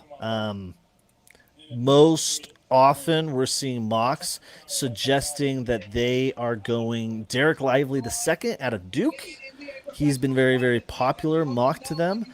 I had originally made a trade on behalf of Dallas in one of our Twitter mock drafts in which I went back to 16 to select Derek Lively the second. But it's pretty clear, I think, that Derek Lively isn't sliding that far. I kind of felt that he had a floor of 14 to the Pelicans, but there was just so much noise about him going to Dallas at 12, who's really being picked for by Oklahoma City since they made that swap. What's your thoughts with Dallas here being picked on behalf of OKC? Yep, you're spot on. That's exactly what they need. I mean, I don't like Lively this high, but they're 100% picking for fit. With those rumors that have been surrounding Lively there to Dallas, but it makes sense because this draft is so thin at the center spot. Yeah. And so Lively is kind of really the only option there, and they've got to get some defensive help there for Luka, and so it makes sense. The one question that I kind of had is I wondered if it would have been prudent for Dallas to go back to 16 with the Jazz, for example, pick up 16 and 28. If Lively's there at 16, you go for it. If not, you target James Najee at 28, and you pick up maybe like Leonard Miller at 16, or you pick, some of these guys that end up sliding, maybe like Grady Dick ends up being there still at 16, or Keontae George or Bryce Sensabaugh or something like that. That's the one thing that may have made some sense. But, they got off of Davis Bertans, which is a big deal for them. Yeah. And so, I mean, they're already off to a good start in that regard, to your point. But yeah, we'll see what the pick shows here. But yeah, clearly Cam Whitmore's not going to Dallas. He better go to Utah, Adam. He better go to at 16. Oh my God. Things would be forgiven. You're absolutely right. All would be forgiven. So we've got Dallas, who we're pretty confident isn't going after Whitmore. Then we've got Toronto, who is extremely interested by all reports. That's a good fit, George. in my opinion. That is a good fit for Cam, because yes, it's like it is a good fit for Cam. If the rumors of Siakam getting moved or OG or whatever, although the rumors came out today that Pascal is looking to stay in Toronto long term, but I mean, there's been rumors surrounding OG forever, and so there, I mean, that makes OG expendable, easier to trade from there for them. So that's I think the first big scare of the Jazz missing out on Cam again is going to be Toronto. Yeah, Toronto. The other one being Atlanta right before the Jazz. I don't see New Orleans having exceptional interest just because I think some of the things that they want immediately would be provided more so from like Grady Dick, for example. Or even Kobe Buffkin, for example, if they wanted to.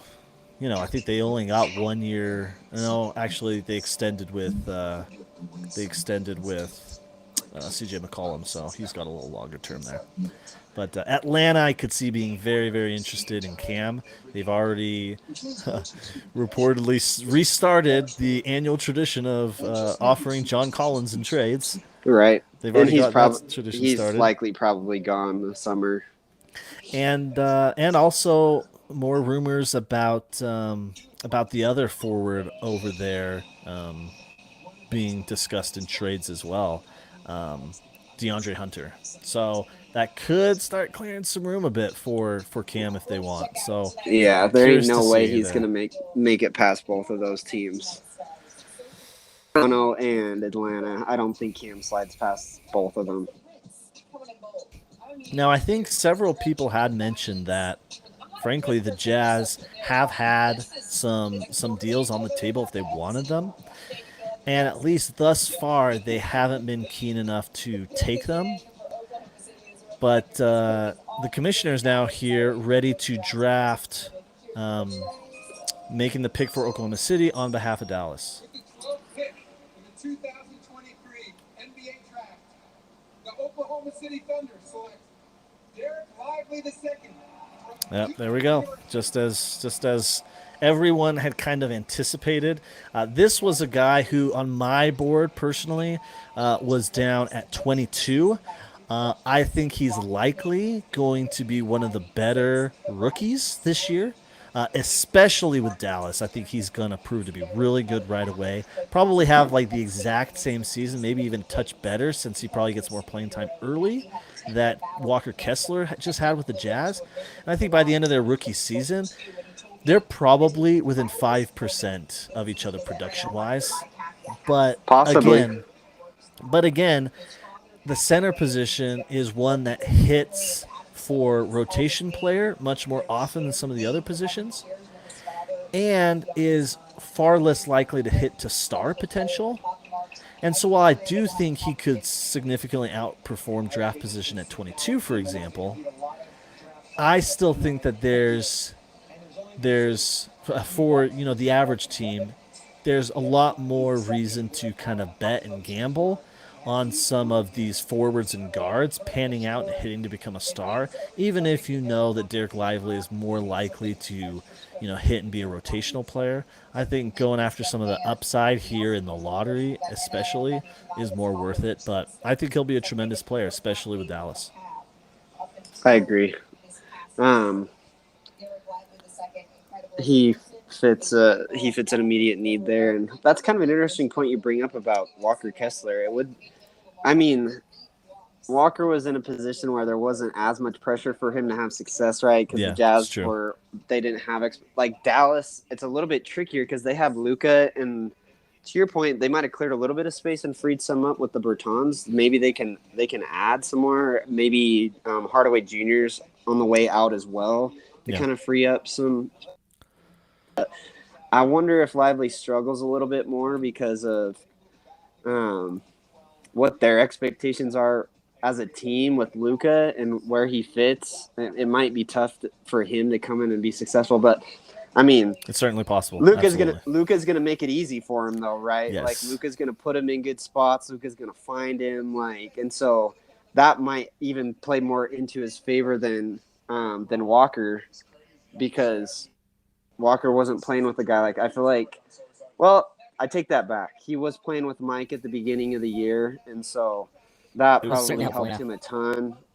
And I think he vocalized that too, kind of the help that he had there. So, yeah, that'll be interesting to watch to see if they have kind of a similar first year there. Yeah, but you bring up a great point. Luka is just on another level at the attention that he draws from people, and his size and passing ability could just be absolute dynamite with this type of an athlete and his physical tools. Derek Lively, 230 pounds, 7'1", 7'7" wingspan. Again, the number one recruit in last year's college recruiting cycle. Number one player out of high school. He could be absolute dynamite from day one with Dallas. But now we got Toronto on the board here. It's going to be an interesting one. Most people have, mentioned that he's they're most kind of associated with Keontae George, who is somebody you have here at 12. I think he occupies 15 on my board. Yep, 15 on my board, Keontae. So that one's going to be really, really intriguing. Cam Whitmore continues to slide. You, Josh, had him at 6. I had him at 5. Mark had him at 6. And he's still available here at 13. Extremely, extremely reminiscent of Michael Porter Jr.'s slide. I think it was the 2018 or 2019 draft. 2019, I think. So Tony Jones just tweeted out that the board is falling very, very well for the Jazz, and I think he's accurate here. I mean, Kobe Buffkin has not gone yet. Yeah. Cam a guy that Whitmore was talked about in the top 8 potentially. Yep. And so this is going to interesting to see here if I don't know. I mean, I wonder if Buff or if George has been tied with Toronto, if it'd make more sense for them to take Buffkin. Maybe they Yeah. were thinking that he wouldn't be available there to take, where a lot of teams supposedly had fallen in love with him. But again, some of this feels like smoke, right? Like Yeah. people were Yeah, saying it really does. Buffkin, he didn't go as high. The Koulibaly stuff wasn't smoke. The It's true. Whitmore slide stuff wasn't smoke, but Yeah, Lively to Dallas, was kind of set in that stone. wasn't It felt smoke, like. right? Yeah. But Grady didn't go to Orlando. Yeah, that was Buffkin hasn't surprising gone one. early. So those two are sliding a little bit. Those are the three that have slid the most, right? Or that have been hurt the most by how this has fallen is Cam, Grady, and Kobe. Yeah, so you have you have Grady at 14. I have him at 21. Mark had him at 20. Okay, so you How guys already far had does him he- sliding a little bit. Yeah, well, I didn't make my board kind of trying to predict what would happen in the draft, but more so kind of thinking like, hey, if it were, how I These are your kind of guys, yeah. evaluated, he probably would be sliding a little bit more in this tier 4. But how far does he realistically go, though? I honestly He doubt might that- slide quite a bit now. Yeah, I doubt. I don't know that he's quite a Lakers guy, but I could see that Miami or Golden State, they wouldn't let him go any further than that for sure. Well, I mean, we had talked. He might be a good fit in New Orleans still, so maybe he Yes, hasn't necessarily slid. He slid a couple spots, but I mean, having CJ and Grady Dick on the wings in New Orleans gives them a Yeah. ton of spacing and a ton of shooting, so that might make sense there. I guess we'll have to see, but Yeah, okay, here's the here's the commissioner first for Cam Toronto. hurdle. If Cam goes here, I'm going to lose it. The 13th pick in the 2023 NBA draft, Yeah. Oh, Raptors select Grady Dick. Oh, interesting. Yeah, I that was not is- expecting that. well, I guess the red sequin suit didn't give us any hints. I guess. Why did we not pick up on that? That's That's yeah, so but that one obvious is now that you point that out. yeah, that one it is shocking to me, frankly. That is not one I would have, kind of pegged in a vacuum. That didn't seem like a, like a traditional fit. Again, I think they would have probably bet on more of like the upside of like Keontae George, or they would have liked maybe some of like the defensive tools and athleticism that Jordan Hawkins kind of displayed. So this one is a bit surprising to me. So Grady doesn't end up sliding then, but he goes to a team that most people weren't expecting. So yeah, Yeah. interesting. And now we just got 2 more spots, baby. 2 more spots to worry about. He's gonna get 16 out, and they're gonna pass on him again. I'm calling it right now. That's exactly what's gonna happen. But I mean, I feel really bad for Cam. I don't Well, know what's going on here. Yeah, I mean, we probably should just go with what you said, kind of protect ourselves emotionally for that outcome. You know what's gonna happen. You know he's gonna be there. We're gonna pass on him twice. Oh my gosh.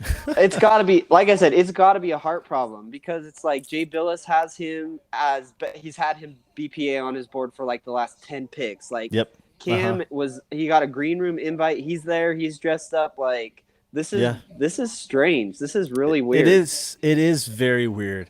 Yeah, it's got to be heart.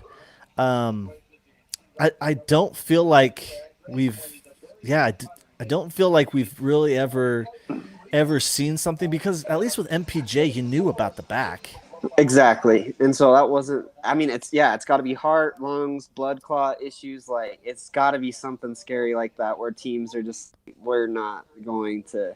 But I mean, the Jazz are in a perfect spot here where they've already got their guy supposedly in Hendricks, which again, I don't know how happy I am about that. So it's like, I feel like they're in the position out of anybody. Mm-hmm. They could absolutely take a swing on Cam, unless, the condition is so, I don't know, man. If it was that bad, it's like, I feel like it would have come out. Like Cam wouldn't be, I don't know. He wouldn't even be there. Like, who was the one guy that had the heart issue from Baylor a few years back? It was like 7-8 years ago, and the NBA ended up hiring him. Do you remember? You're not talking about Jeff Green, are you? No, not about Jeff Green. I'm trying.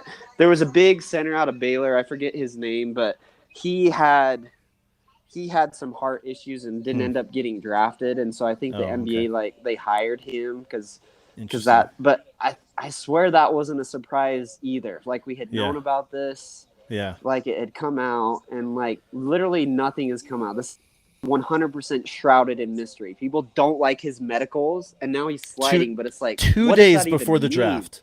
2 days Yeah, before this the is draft. so weird. And this may honestly be the poster child example for the new rules that are coming to the draft process, where every player has to report to the combine and I love submit that medicals. change. Yes, Yeah. to every single team. Every team will have the same medicals, same measurements, and everything on these players.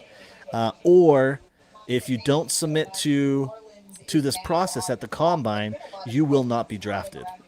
You are not eligible to be drafted that cycle. So that's what's so like this may be the poster child example for that scenario. Oh man, of all the people to be, it's Cam Whitmore. I cannot believe know. this. Yeah, like physical freak, athletic marvel, pedigree. Right. Like I said, one of the best players from high school, highly recruited, went to, one of the most successful programs in college basketball of late, Villanova. Just completely dominated like USA basketball in Yep. his role too. Yep. And were it not for the thumb injury and frankly some weird coaching and stuff that kind of happened after Jay Wright's exodus, like he probably would have even shown out more at Villanova. Also, I believe third youngest player in the draft behind Gigi Jackson, James Najee. And Dariq Whitehead, I think, is there too. Oh, is he just a touch younger than I him? think they might be the same age.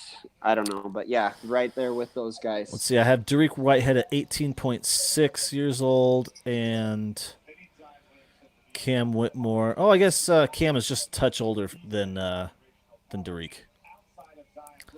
But yeah, those are the four youngest players in the draft. Oh man, so New Orleans on the clock at 14. Yeah, it's interesting. There was some hot takey stuff that kind of hit the news cycle about, hey, Zion Williamson won't be in a Pelicans uniform come Thursday, stuff like that. He's just a guy I think it's tough to get a read on the value. I think the Pelicans value him far more than the other teams do from a trade standpoint. I think every team would love to get their hands on him, bring him into their team. But I think the value gap of what you'd be willing to give up is where people really can't just come to an agreement. Yeah, I would agree there. I even threw out a trade scenario on Twitter the other day, and people like, oh yeah, we'd absolutely do that. And I'm like, there ain't no way that New Orleans would do that. That's way too light for Zion. And then all these people like, oh, I wouldn't even touch Zion. I wouldn't give up a second round pick for Zion. And to me, that's ridiculous. But, and McCade from the chat says Isaiah Austin, I think, is the Baylor guy you were thinking of. Yep. Thanks, McCade. That's exactly who I was done, thinking buddy. of. But I'm pretty sure that we had known about that. Like, that wasn't some mystery or, like, it wasn't that he was sliding down forever because, like, nobody had known about the heart problems. I think that was known. But I mean, again, it's still so vague. I just read a tweet from Jonathan Wasserman. They're saying that guys are just like, it says right here, Cam Whitmore medical's creating all sorts of worrying. This has come back to haunt teams more often than not. And, like, what does that even mean? It didn't come back to haunt Denver and MPJ at all. And it didn't come back really necessarily to haunt Joel Embiid and the Sixers. I mean, people were saying he was going to be a bust forever with his foot injury, and he missed those 2 seasons or whatever, and then he won MVP this year. And so I'm not really sure. Yeah, I wonder if they're alluding to situations where you didn't know, similar to Cam, you didn't know until the late stages, and it may not have even came out to be public enough ahead of the draft. I wonder if they're alluding to kind of some of those situations where the general public may not know enough, but I don't know. I don't get it, man. Maybe. All right, well, New Orleans, here's their pick at 14. With the 14th pick in the 2003 NBA draft, the New Orleans Pelicans select Jordan Hawkins. Okay, that makes a ton of sense. Yep. I think that's a great pick there. I mean, that's their next CJ McCollum, essentially, if they move on. I mean, he just slots in there really well. And now we are to the point where I think Cam Whitmore goes to Atlanta. I think so too. Yeah. Yeah. I guess we'll see here. Yeah, better just plan for it, frankly. I think outside of the lottery, like I think there's a stigma around the term lottery that gives more value than, say, the 15th pick. When in news cycles and stuff like that. So at this point, I think like Atlanta may just say, "Hey, we're trying to move off from a couple of these 3s and 4s that we got. We can trade them and feel pretty good about taking this upside swing." Yeah. Especially Jordan if they're gonna move Hawkins, away. though, is going to give a lot of support to New Orleans. They already have quite a few long guys, and Herb Jones, and their other guy, Trey Murphy III over there. Jonas Valanciunas, can fire from deep a little bit, but man, his movement shooting, and I think his defensive habits and fundamentals are going to be just so valuable with them, especially if Zion can get back on the court. Yeah, if Zion can get his crap together here, like, I think the only thing that would have probably made more sense than Jordan Hawkins to New Orleans would have been rim protection. So somebody something, but this is like the next best thing for them. They have all the tools. They have defensive monsters in Alvarado and in you just said his name and I'm blanking here. In Herb. Herb, yeah. Yeah. Well, and even Trey Murphy's a great defender too. I think Ingram's an underrated defender. Like, they've got defense there. They've got scoring and star power in Ingram and in McCollum and in Zion. Like, really their only weaknesses is maybe just a little bit more floor spacing and rim protection. And they're a very complete team, in my opinion. Granted, Ingram and Zion got to stay healthy, but they have lots of really good pieces. Yes, yeah, they do. So Atlanta's now on the clock, 15. This is such a intriguing team because they switched up the coaching staff mid-year last year, brought in Quinn Snyder. He's kind of imagine if Quinn gets Cam. Oh my gosh, I didn't even think of that, Adam. Oh my gosh, yeah, seriously. Could you imagine Cam turns into a top 15 player, basically like Anthony Edwards? Oh my gosh. With Quinn, my gosh. I would be super happy for Quinn. I know a lot of people have been like really down on Quinn and like have already like dubbed Hardy the next Greg Popovich in Jazz Nation. But and don't get me wrong, I love Hardy. I think he's going to be great, although he hasn't proven anything. But I really loved Quinn. I liked Quinn a lot. I mean, he had inadequacies and he had some weaknesses, but certainly, yeah.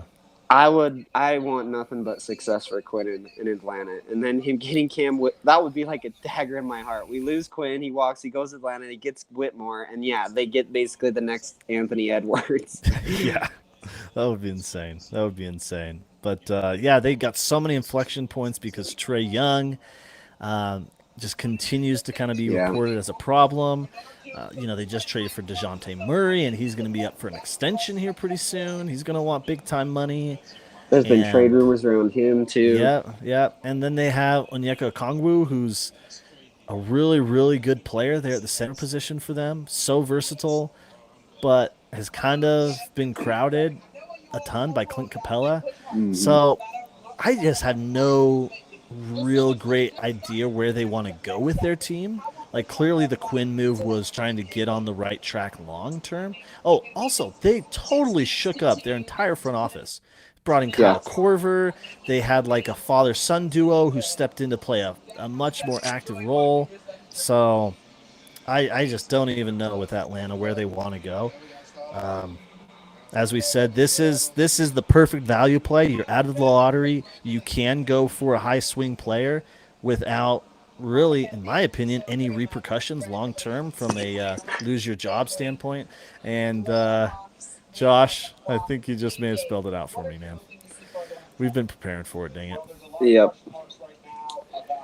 But no, sorry, to go back to your point that you're making in Atlanta, I think they're heading in the right direction. You're right. They've cleaned house with their coaching. Quinn has established his whole coaching staff. They cleaned house with the front office. And I think we're going to get a really good idea of what their direction is going forward this offseason with the moves that they make, with this pick that they make right here. Yeah. And I think they're going to have a much better direction going forward. Well, here's the commissioner with the Atlanta Hawks pick. With the 15th pick in the 2023 NBA Draft, the Atlanta Hawks select Kobe Buffkin from the University of Michigan. That's interesting. That's interesting. How do you like that fit next to Trey? Like I think Buffkin is one of the better of these guards to kind of go into any situation because I don't think he needs the ball a ton and he's pretty solid defensively. And if you just want to have him be kind of like off ball, kind of finishing plays kind of player, I think he can do that. But that's a really crowded guard line. That's a really crowded guard line. It is, yep. I wonder if it spells long-term Trey, you're out of here, man. Maybe, yeah.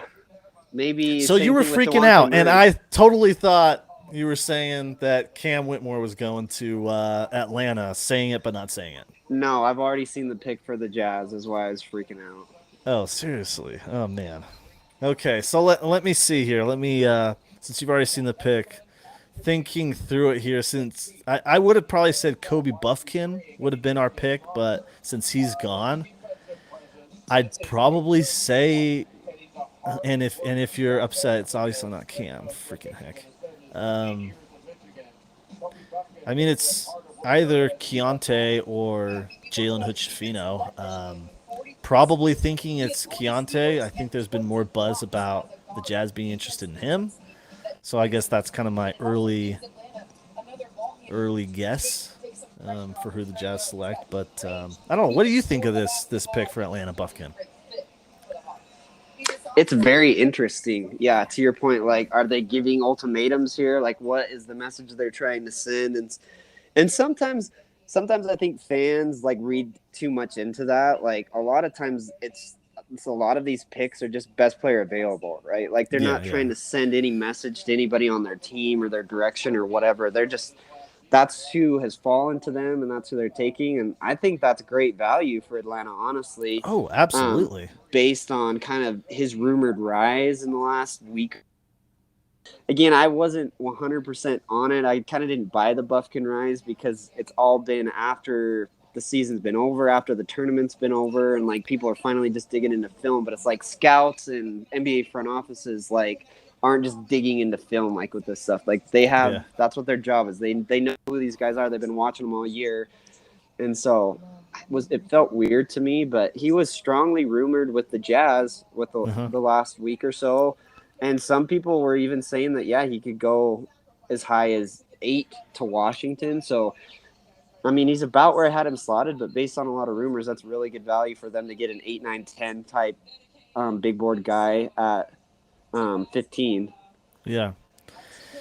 Yeah. I totally bought the rise from late first round pick to the, right at this point, late lottery, middle of the first round. I totally bought that rise because a lot of that was happening towards the end of the year when Jet Howard started being out of the lineup. Buffkin started shouldering a ton more responsibility. But then after the tournament and everything, as Buffkin started rising, people are talking top 8. I'm just like, holy cow. This is like, I mean, it wasn't Bilal level reactionary, but because Bilal was still playing, but I mean, it was pretty reactionary. Absolutely. Yeah, I agree with that. Okay, so I'm. It looks like the pick is in for Utah. Commissioner should be coming anytime soon. I'm going with Keontae George as my guess for who the Jazz are selecting. I feel like I'm kind of staying the composed Jazz fan who's none the wiser. I'll just wait till the pick comes, find out. I trust the front office, and you're the guy who's on top of every single rumor and report and is just like, oh, fetch, are you kidding me? And these are just their knee-jerk reactions, right? I mean, we're gonna cheer a lot of it guys. right now is we're just who do we like? Hendricks and this guy, and we're gonna hope for the absolute best. We're gonna get behind him, and I mean, I really hope that they turn into something special and they make this front office look smart. But up to this point, I don't know how the front office could look smart. This is chalk for the front office. They haven't made any bold, aggressive moves, trades. They haven't necessarily made any picks that we weren't expecting. And so it's just like, Yeah. I mean, They were I don't know. I'm pretty underwhelmed, honestly. Like, my initial impression just Yeah. today is I'm pretty disappointed. Yeah, But it's totally chalk outside of Whitmore, and if the Jazz don't go with Whitmore here with their pick, then curious to see how far he slides. But like if he's getting into the late teens, early 20s, I would absolutely throw the 28 pick and the Lakers first. I'm throwing that all day at every single team who's at here in the late first, early, if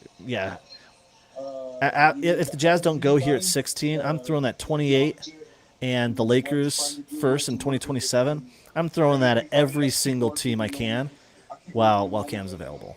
So yeah, it's really different than. Oh, man. It's different than no I feel absolutely dreadful for Cam right now. I do not. What's going on? 1 week ago, this dude is being talked about to Houston at 4. People are thinking, hey, maybe Houston would prefer Cam Whitmore, especially if Harden comes. And now he's still on the board at 16. So Jake Fisher just tweeted out another note on the Jazz. Utah has been conducting plenty of trade calls about the number 28 pick. That was one of the buzzier topics around the league. Yeah. As this afternoon turned into this evening, being told trade will depend on who's still on the board for the Jazz. Let me see. What was the tweet before that about it? Okay.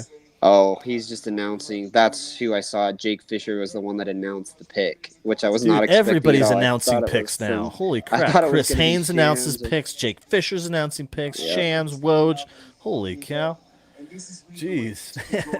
You pretty much have to completely stay off of Twitter if you don't want to be surprised. Holy mackerel. Yeah, and it's just Like, like, do you even have like alerts for all those guys at this time of I year? don't. No, I'm just going down my thread here because I'm trying That's to keep insane. track of like Tony and Andy and Jazz stuff and some Yeah. trades here. But I follow those guys. Obviously, I didn't block or mute them But anyway, Yeah, I like, generally only have alerts on for Shams and Woj until it's like off-season or trade deadline. I turn on Tony for sure. Yeah.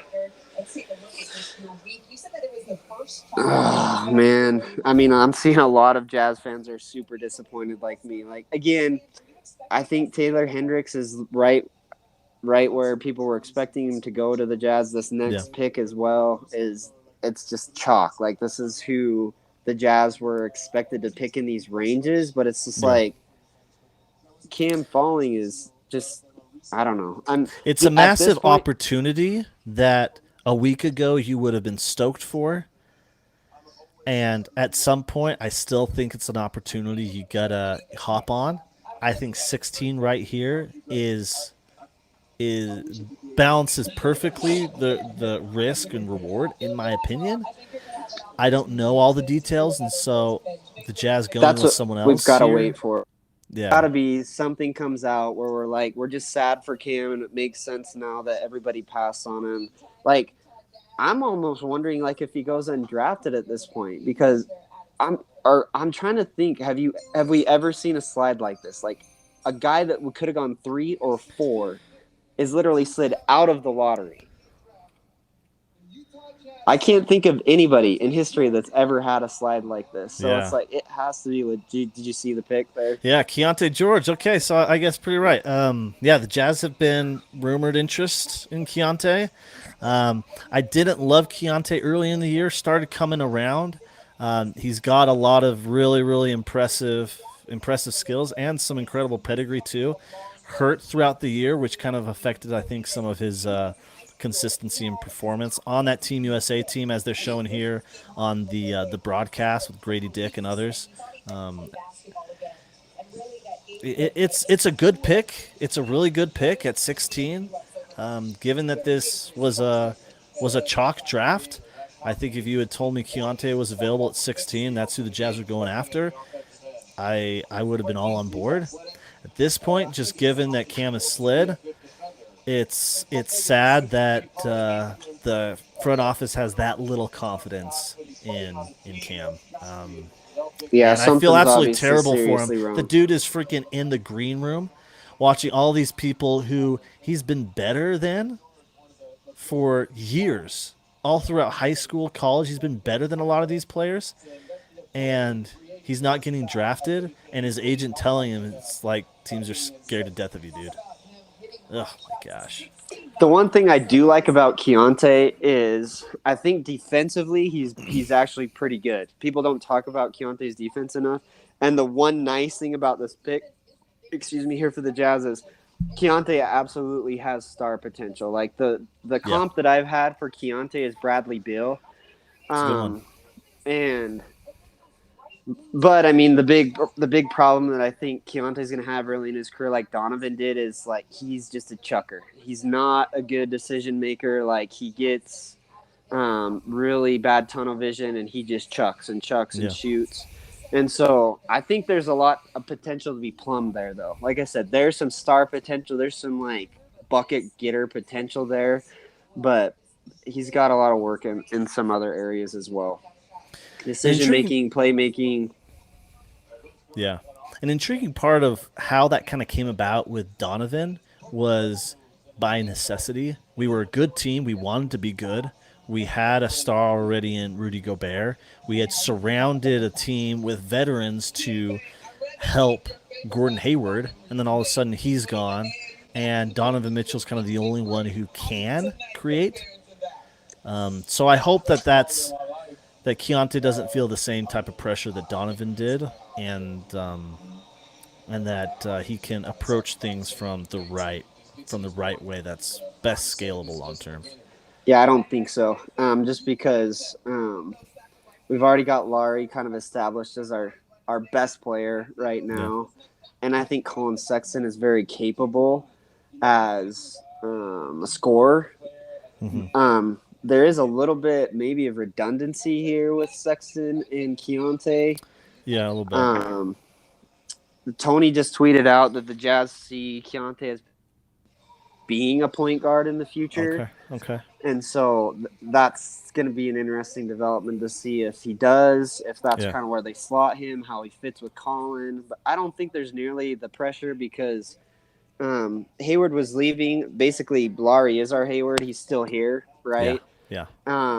And Rodney Hood was kind of supposed to take the next leap and not Donovan. Yeah. And that didn't work out. And so Donovan really had to step up there and made the most of it. So I think it's a little bit different situation here for Keontae. I think they can really kind of ease him in. Yeah. Excellent points. I do think George has star potential. Not as much as a lot of players here, and I think that there's a bit of a lower floor because of that chucker mentality. Like there's a path to where he never gets to be an above average efficiency shooter, and he does it on a lot of volume. Like there's a Jalen Green path kind of thing, which, I think our culture is a lot better, and so I wouldn't bet on that at all. I think it's a lot more likely that he ends up, getting to some average efficiency and can rein some of that stuff in. But I think it's at 16 in a vacuum, it's a really, really good pick. In previous years, I probably would have been like, oh, there goes Dennis Lindsey's weakness, a Baylor guy. Yeah. But fortunately, we got some non-Baylor people at the helm, so I don't have to worry about it. Yeah. Interesting. So now we got the Lakers up at 17. Sorry, I don't mean to cut you off, Adam, here. So okay. Kevin O'Connor just tweeted out, bright future for the Jazz. So he basically has Keontae George slotted as a guard, Ochai Agbaji as a guard. You got Larry Markkinen as your forward, Taylor Hendricks as your forward, Walker Kessler as your center. I mean, looking at it in that sense, like, yeah, looks nice. That's not bad at all there. I mean, granted, I doubt that Och and Keontae are the two starting guards for our team, especially with Chris Dunn and with Colin Sexton like we talked about.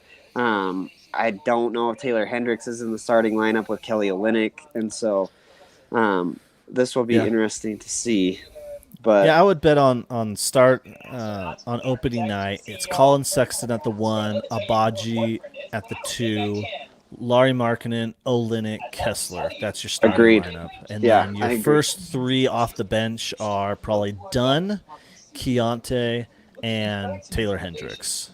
Granted, that's if if Clarkson's gone, right? Yeah, great absolutely, point. Fantastic. You're point, absolutely right. If Clarkson's going to be the first guy off the bench if he's still here, or he Yeah. might even be starting. I mean, Oach might still be coming off the bench if we're going to re-sign JC. That's going to Yeah. be fascinating to see what we do there.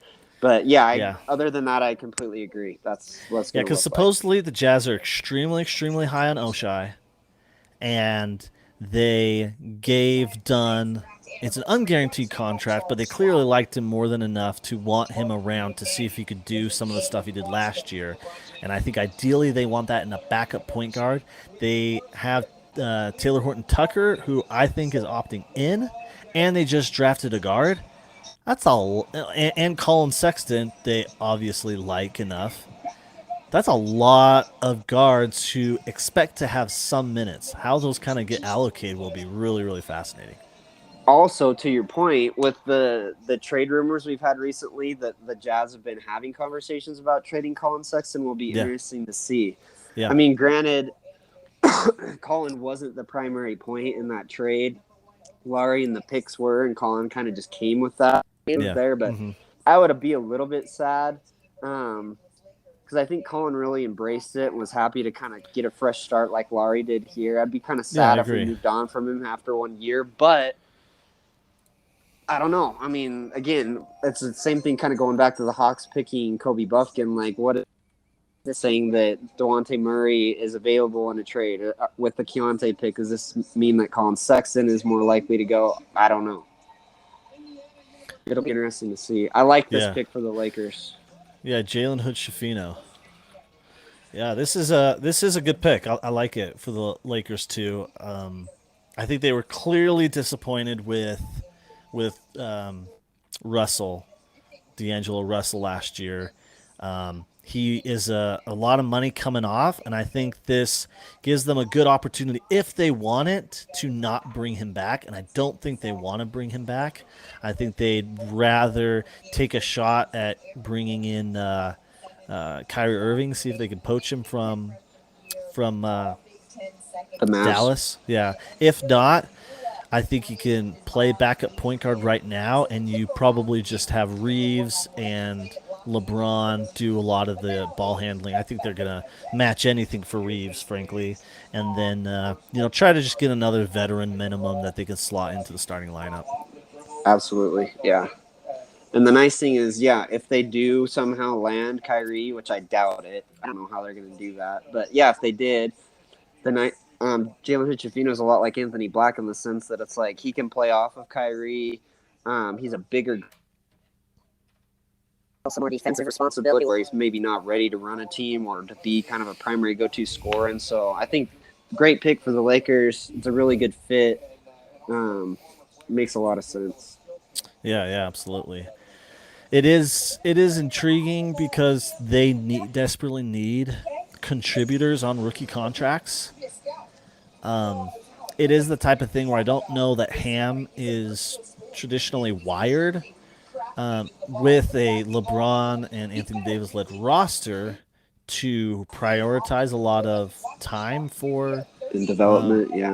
For development. But I think that he could contribute right away. One of the things I love most about him is he punishes drop defenses.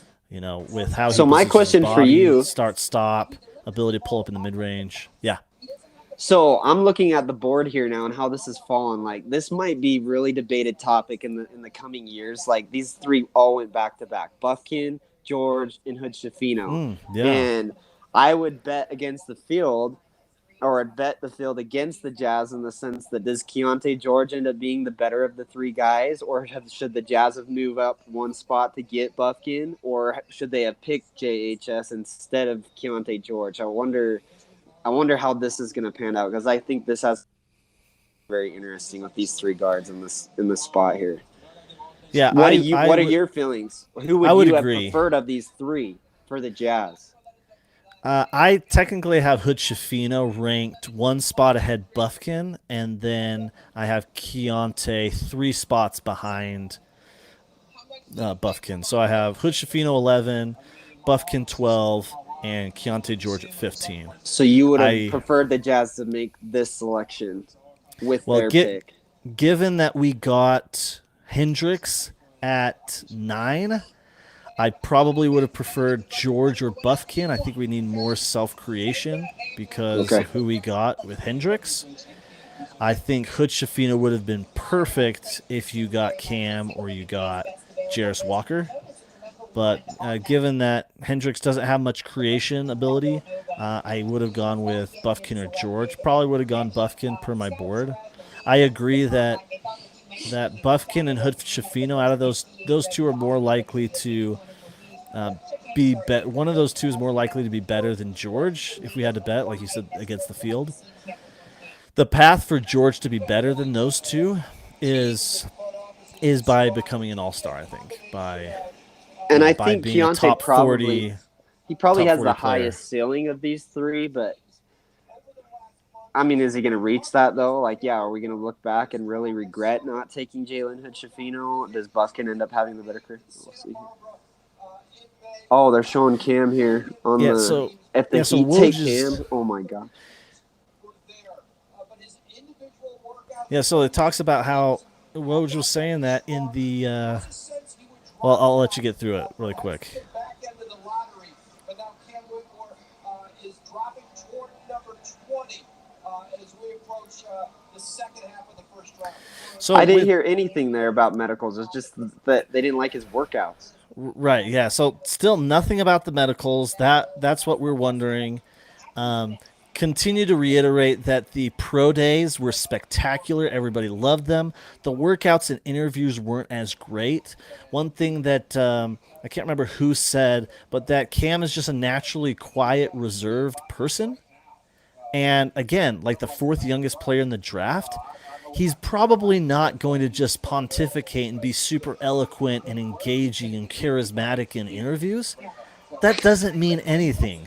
Oh my Kawhi is gosh. probably the most robotic person Exactly. ever, and It's like he most literally of these guys. Yeah. Go ahead. Sorry, I didn't mean to cut you off. Keep going, Adam. yeah. So that's that's not something for me. That is, being quiet and being kind of reserved and not being charismatic. That's just not something, in my opinion, that, especially when you see the tenacity and the vigor with which he plays, like, just throw that to the side. Yeah, you wanted to go on a little rant here. Be my No, guest, I please. 100% agree with you. I was like, of all have off-court issues in the NBA, we could go down the list, even like Zion, Harden, Yeah. of guys that are actually legitimate stars. And then, I mean, yeah, you see guys like Alec Burks was not very eloquent. He didn't come across as like a high IQ guy in interviews and things like that. But I don't know, man. If that's the reason, like, I'm going to be even more upset at the Jazz if this is getting beyond ridiculous at this point. Somebody is just going to basically being gifted a player with incredible potential insane athlete, can create for himself. He can shoot the three. Like, he's explosive. Like, I think it's not talked about enough how much potential Cam has on the other end. There were certain games where I was seeing him switch 1 through 5. Like, I feel like his motor is pretty high. Like, and if they're not medical concerns, like, this is like getting to fireable offense level stuff, like, for general managers, in my opinion. But let me go grab a charger really quick. I'll be right back. Alrighty. So Jaime Jaquez Jr. goes quite a bit earlier than I would have thought. We were hearing that he was really impressing. He was just kind of dominating, workouts. 4-year college player out of UCLA.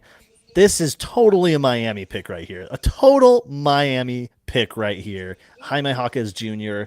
He's going to fit so well around Bam, around Caleb Martin, around Jimmy Butler, and around all their guys over there. I think he's a super Heat culture guy. I think Eric Spoelstra's going to love it. This one makes a lot of sense, I think, for Miami.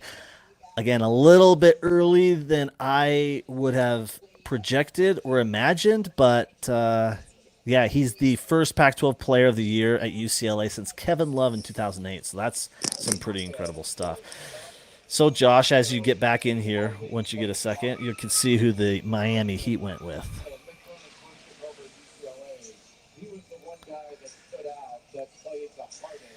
So looking at the board here, and kind of thinking who might be ideal for Golden State, that's an interesting one. They traded for Chris Paul, which is intriguing. They landed Chris Paul from Washington, so that's an interesting one. Curious to see who Josh might think for the Golden State Warriors. So Jaime Hawkins Jr. to Miami there, Josh. That's an intriguing one. We I'm know getting that he hot had again, been Adam. impressing. Say again. I said I'm getting hot again. Like after like running up there and thinking about this, seeing the guys are getting picked in Cam sliding, like for no good reason. Like I thought that they would at least come out and say it's medicals or something. They're Yeah. not, and he's Yeah. just sitting there. Like what? I'm getting really upset. But sorry, to your point with, this is a little bit surprising. I'm super high on Jaime. I love him to death. I thought that he should have come out last year with his teammate, who the Jazz. Oh, yeah. Who the Jazz drafted last year. I feel like Jaime's always been better than. I'm blanking on it right now. On his name. Oh, and I should yeah, know because yeah, he plays for us. Yeah, I know. He's been in our G League team, and he was there towards the end of the year as well. Can't quite remember. McCade. Anyway, yeah, I'm brain farting, which I loved them both. They were kind of favorites for me the last couple of years to go to the Final Four, because of how deep their team was. But I worry about Jaime a little bit, for the same reason that Johnny Juzang, that's who it is. Johnny For Juzang. Boom. reason Yep. neither one of them are very good athletes. They both are really good at creating for themselves, I feel like, but I don't know if they're NBA level players. Like, Juzang didn't really show anything in limited time that he had here. I don't know if he really had a great showing in the G League either, but Jaime, I think, is a little bit better player. But they kind of have similar strengths and weaknesses. Again, they're longer, they can defend, they can score, but they're just like really below average athletes. And so Yeah. I wonder about that. Yeah, that is going to be interesting. I think that this is the perfect team for him. I think he's going to mesh because I think his IQ is really high. I think he's going to mesh really well with Eric Spoelstra.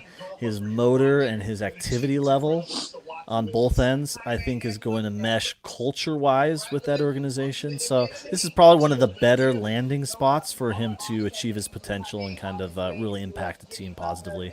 I agree, but again, my question is, why would you not take Cam Whitmore? Like, why is Miami not here? Like, I mean, that's another kind of comparison that people have made to Cam is Jimmy Butler. So it's just like, I have no. Here's an interesting comment from McCade in the chat. He says, "I don't know if Cam even falls this far with an obvious torn ACL." Yeah, he just he tweeted tore his ACL in like 2 days before the draft. Say he still wouldn't even be falling this far. That's insane. Yeah, so it's like, what is going on? I am at a complete loss. I'm confused. I'm angry. Like, I don't like. Is he going to slide all the way to 28, and we're going to pass on him 3 times? I might have to cancel the live stream at that point. Oh my gosh!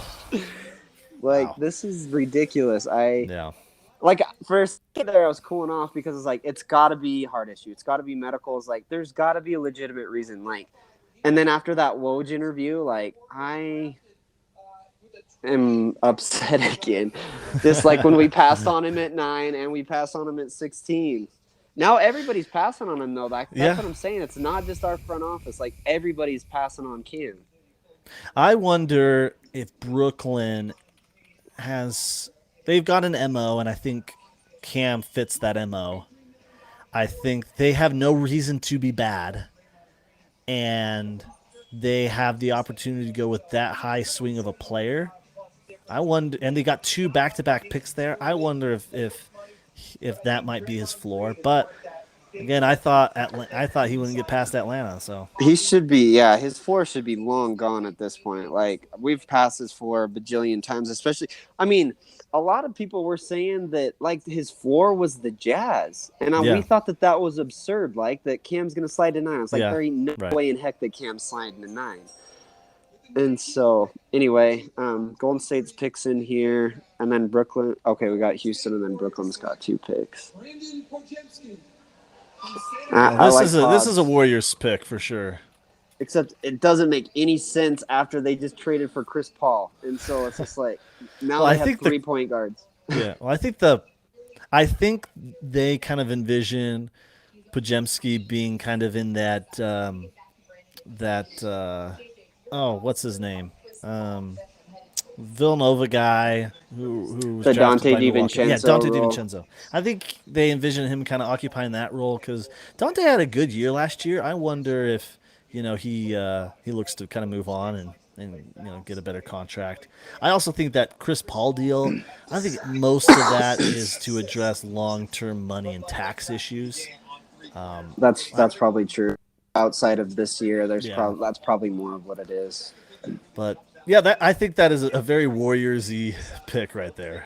Yeah, I love Pods. Like, I feel like he's going to be a much better version of Dante DiVincenzo. Like, better playmaker, better passer, better shooter. Like, just Yeah, overall player. And so that's a good upgrade there for them.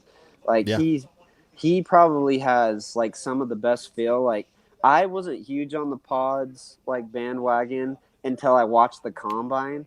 yeah. And for me, he was like by far and away Popped. the best player that I saw there. Like, Yeah. easily. Like, he's the only guy that really jumped out. Like, oh yeah, this is an NBA player right here. Like, he's in control of himself. He's shooting the ball. Like, he looks really confident in like in the environment that he was in. And so And that's every really what workout, you just heard that teams were raving about him. yeah, he's kind of like the Jaime Hawkes type of guy where he's just a sound player. He makes winning plays. He's a smart dude. Like, he's the kind of guy that you want to have on your team. Yeah, and let's see. I think he's only 21, so he's still got a bit of runway to. I know he's only 20 years old. 20 years old, 6'4", 6'6" wingspan. Yeah, that's an interesting one for sure. So you guys Sensabaugh, who you had at 11, has slid. I also think that he might be a Brooklyn Nets guy. Then you have City Sissoko, Gigi Jackson. I also have Gigi Jackson. Dariq Whitehead, I think is as elite a shooter as Hawkins and Dick. I think that he should be gobbled up by somebody because I think he's just as good a shooter, but then you've got all of that potential that he showed at Montverde Academy that I think you can probably bet on given his age and that he kind of started the year slow with an injury. Duke was super full of talent, couldn't really show much. I think immediately he's AJ Griffin, and long term he could be a really good player. I'm 100% in agreement with you about Dariq. I love Dariq. Some people were tweeting and saying that this does not bode well for Dariq. The people that are sliding are going to push him farther down the board. That bodes well for the Jazz if they stay at 28, which I think would be phenomenal value if they could get Dariq at 28. Because at one point, I mean, I was thinking Dariq's not even going to make it to 16 earlier in the year. Yeah. So, I mean, if they could get him at 20 and Gigi, I mean, we were talking about like drafting Gigi at 9, and like this kind of fall makes way more, like the Cam type of fall makes way more sense for Gigi with all the stuff that we've come out. Like, yeah, I had not heard anything about this. Like, people were saying that Gigi like legit like just stopped in workouts. He was so out of shape. He was too tired that he kind of just quit on the workouts. And I was like, yeah, that's a huge red flag. I can see why Gigi's dropping, but none of this stuff came out about Cam. Like, he looks like he's in phenomenal shape. Like, I mean, a ton of the highlights look like he'd just been ripping rims off of backboards. Like, he was just like flying. I am so upset with this next pick. I'm so upset. But okay, interesting. Dariq, but back to the point, like, I couldn't even imagine, like, 3 months ago us talking in this position about Dariq and Gigi being available at 28. It's pretty insane to me. Yeah, that is insane. Yeah. Yeah. If Gigi's there at 28, you scooping him up? If Dariq is gone, at 100%. Like, yeah. And I'll be pissed if they don't, because at this point they passed on Cam twice. And so it's like, that's the next best, in my opinion, in terms of like that position and the potential that's there in terms of being like a number 1, number 2 option, which I kind of envision Cam becoming Yes. like at his ceiling. Same thing kind of with Gigi. Other people have made awesome points about why would you not take a risk on Gigi despite all the red flags? Because he's likely would have been a top 5 pick next year. So if you can draft, and the Jazz don't have a pick next year, and so likely don't have one based on reports. And so why would you not take a top 5 pick in next year's draft at 28 in this draft? Like, that's like a no-brainer to me. And so essentially Yeah. you're kind of covering your basis there with having that pick convey, although I don't necessarily agree with a lot of reports that are coming out that the Jazz are not going to be bottom 10, especially if these picks, like, they better be going ham in the free offseason, going agency. after like Luka or Yeah. somebody big time, because at this point it's just like Taylor Hendricks and Keontae George, they could end phenomenal picks, but they're not going to move the needle for 2 or 3 years. So I don't really buy the Jazz are not sending a message that to this point that they're not going to be a bottom 10 team with what's gone down. Let me float this conspiracy theory out to you. The odds that you get that number 1 guy who's an all-star, all-NBA talent in a draft, it's low. It's frankly Right. low. Is there a school of thought that maybe the Jazz are subscribing to right now where, hey, we get surefire guys who in their first 2 years, might be going top 10 in redrafts, look like really good role players, maybe even are flashing that type of potential Like Walker Kessler. to outside, viewers, and that makes a trade for a Luka or some of these guys, Jaylen Brown, makes it more likely that you can actually swing that deal and not literally your only offer is 7 picks. I wonder if that might be some of the school's thought they're subscribing to. Maybe, because I mean the Mavs were rumored to really like Taylor Hendricks and want to take him, right? Yeah. But the Jazz took him, and so maybe that's an added. That's something that they really okay. Here's this pick. Are you ready, Adam?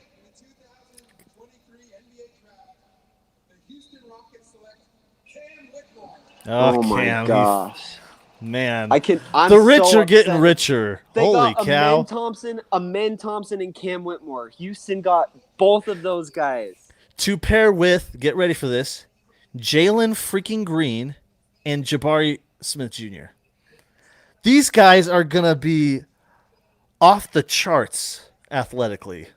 Like, So the Rockets just got. they're going gonna have to switch out their they're going to have to switch out their freaking mascot from that like white bear thing to the freaking Energizer Bunny. That's who their new mascot's going to be. I hate the Jazz. This is so infuriating. Oh my gosh.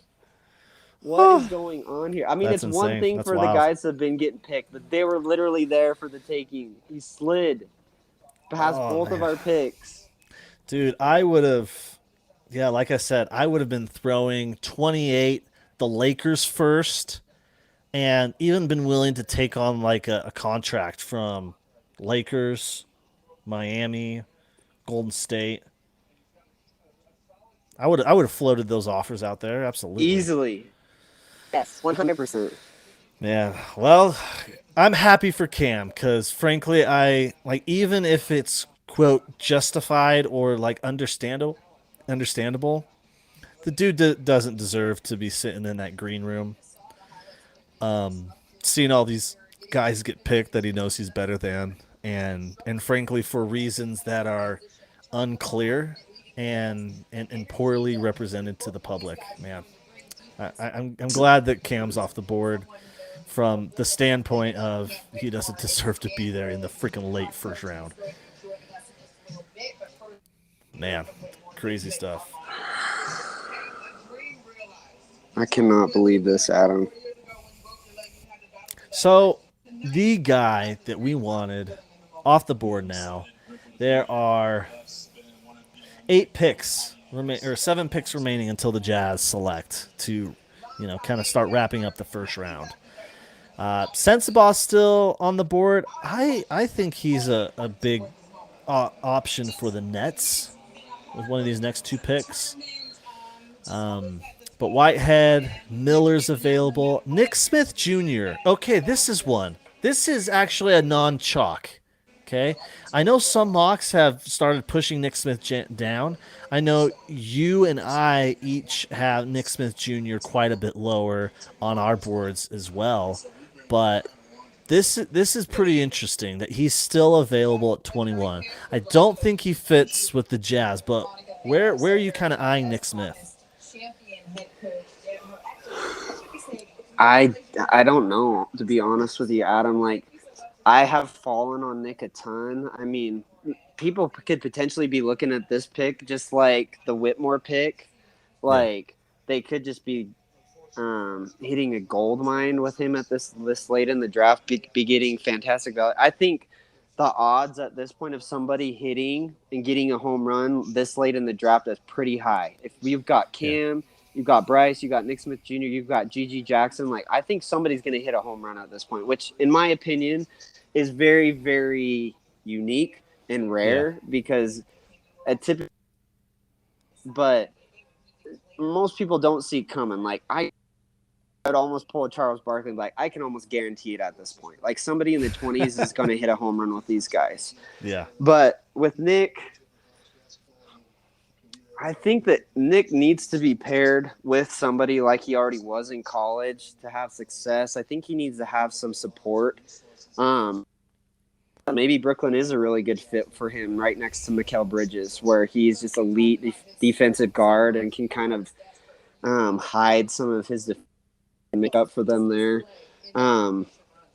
Nick, like Derek, I wonder if he kind of really gets healthy. There's a lot of people. Yeah.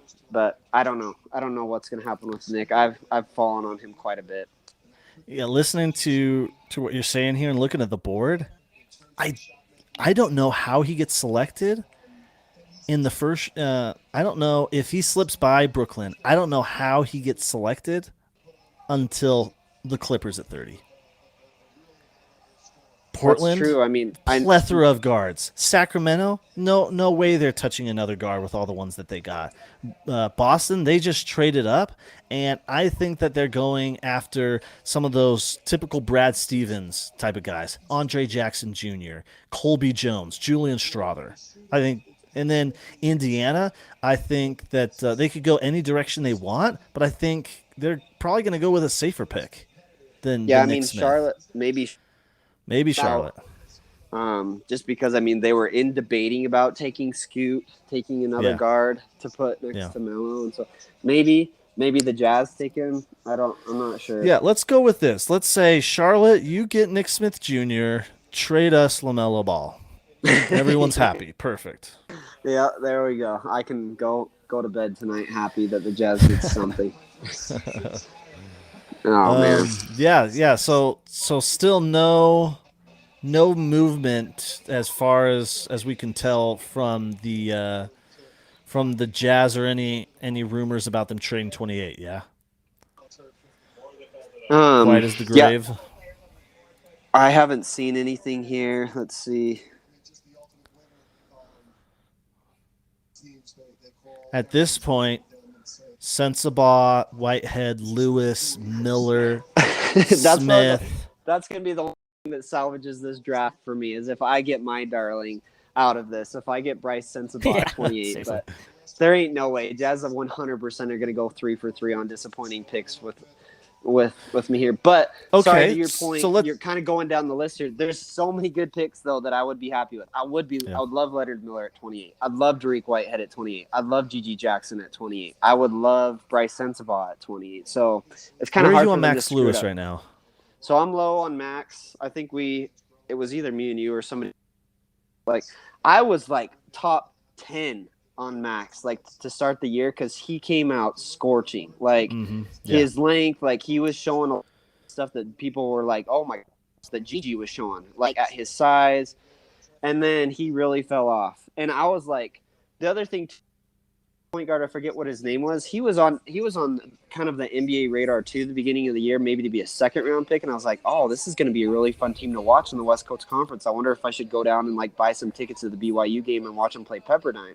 Yeah. And like, and I'd saved some games that I'd recorded some games to watch, and I just believe how crappy their team was. Like, they have a guy that's supposedly going to be a lottery top 10 pick, another guy that's a second round, and they suck. They don't play winning basketball, and so It's true. that really way with Max. I was thinking, like, if he's really this good and there's this much hype and has this much potential, like, he's in a crappy league. He needs to be like showing that he's a winning player, like Pods was at Santa Clara and stuff like that. But I never saw it from Max, so I cooled on him a lot. Like, I dropped him probably down like 10 to 11, clear to like 28, 29. Like, I know there are some people that, like, they kind of threw the second half of the season away, and they really clung on to the flashes that he showed. They love him. They think he's kind of a mid-lottery guy, but that really rubbed me the wrong way. I was kind of disappointed in his performance there. You're 100% spot on all that. What kind of kept him high for me, you could see that I have him second on my top remaining. I got him at 14.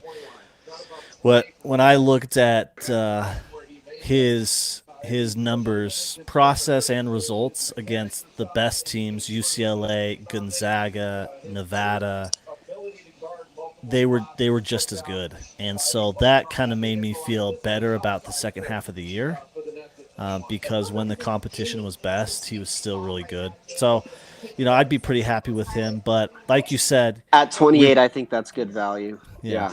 But like you said, given where we are, frankly, as Utah Jazz fandom, what is the least satisfying pick here? To Jazz kind of take Ryan accentuate Rupert. things. If they take Ryan Rupert at 28, I'm done. Like, it's over for me. I'm picking a new team out. Oh my gosh, yeah, that would be disappointing. That would absolutely be disappointing. I've got And him, I think, feel like- mid-30s. Yeah, I don't have him in the first round like a lot of I got people do. I got him 36. I feel like at this point, Got him it's 36. Jazz take him, then they take Bryce Sensabaugh. Is where I'm at with the Jazz right now. So Probably, yeah. Now, Bryce, given what the Jazz actually have on the team now, given those 5 that Jake Fisher listed in his tweet, how do you like the Sensabaugh fit with the Jazz? If you're just thinking about fit, not necessarily best player available. Oh, I love it now. I mean, the fact that they didn't get Cam, not going to take like a flyer on Gigi, and especially if they move away from Jordan Clarkson, I love the fit for Bryce. Like, it takes a ton of pressure off because 28, they didn't pick him at 16, and I think he's somebody that can absolutely come in and give you a bucket. Yes. Probably not a perfect fit with Keontae, because I think you're kind of hoping that that's what Keontae kind of turns into, and I don't know if you want to have 2 ball stoppers on your team, right? Especially with Sexton. I think Sexton came a long way in terms of being more of a playmaker and distributing the ball a little bit more as a point guard. But so in that sense, it's not a great fit. It's not really a Danny Ainge pick because he's not a two-way guy. Where, to Danny's point, he's stuck to that with Keontae George and Taylor Hendricks, because I feel like they both are two-way guys and they both have potential on the offensive end. Where Bryce, come on, sis, don't touch that, please. Bryce doesn't. But just for like the Donovan Mitchell microwave scoring, Jordan Clarkson microwave scoring, like hope there, like I like that. Yeah, if we go Bryce Sensabaugh, my goodness, we need to make some trades. We cannot bring Jordan Clarkson back. That has to be a sign and trade. I mean, good grief. Or trade Colin Sexton, like I was saying earlier. But yeah, I agree. Yeah. So we kind of brushed over it a little bit, but Brooklyn went Noah Clowney out of Alabama, 21. I think that one's pretty interesting. I think that one's pretty interesting because Nick Claxton is an awesome center for them. I think Noah Clowney could moonlight in some backup center minutes, but I think he can play the 4-2, I think. Yes. So I like that pick there. Yeah, and next to Cam Johnson, Mikal Bridges, and Nick Claxton, and Dorian Finney-Smith, like, holy crap. They are long and athletic. Man, that's incredible. And yeah, almost everybody could shoot there. That's pretty interesting. Where do you think they go here now at 22? Maybe you already know. I don't know. Did they announce? No, I haven't. Sorry, I was kind of getting some Jazz fans' reactions to That's okay. what's been going on. But Is it a dumpster fire? Is this as bad as the passing of Desmond I Bain, mean, or is it worse? I don't know. I mean, everybody's kind of moved on, and I haven't Yeah. moved on. Like everyone's like, I mean, everyone's kind of flocking to Tony's tweets. Like the Jazz have done a great job. People are just drooling over their draft. They filled holes, and they're just killing it. And I'm just like, they freaking passed on Cam Whitmore twice. They're not killing it. But who does does we Brooklyn kind of look talked to at about 22? Nick Smith Jr. Oh, here. yeah. We talked about that earlier. I don't think that would be a bad fit. I'm trying to think who you and me and Mark kind of have on our boards here. Maxwell Lewis. I think the nice thing about Maxwell Lewis is with Fits the kind of mold. he kind of fits everywhere, right? Like Yeah. everybody wants the Maxwell Lewis size type guys with his tools. You hope that he can pan out. And so Max is he's probably going to be easy fit. Just like Derek. I feel like Derek pretty much fits well on anybody's team because everybody's looking for players like that. Leonard Miller might be the best available player here. Yeah. And so Yeah. that might be a really good pick for them. I don't know where they go here. If I was thinking purely based on fit, I'd probably go Colby Jones. I think they need some help at the guard line. I think Colby could play either guard spot, play off ball, play on ball. Love his defense, love his passing, good size, good IQ.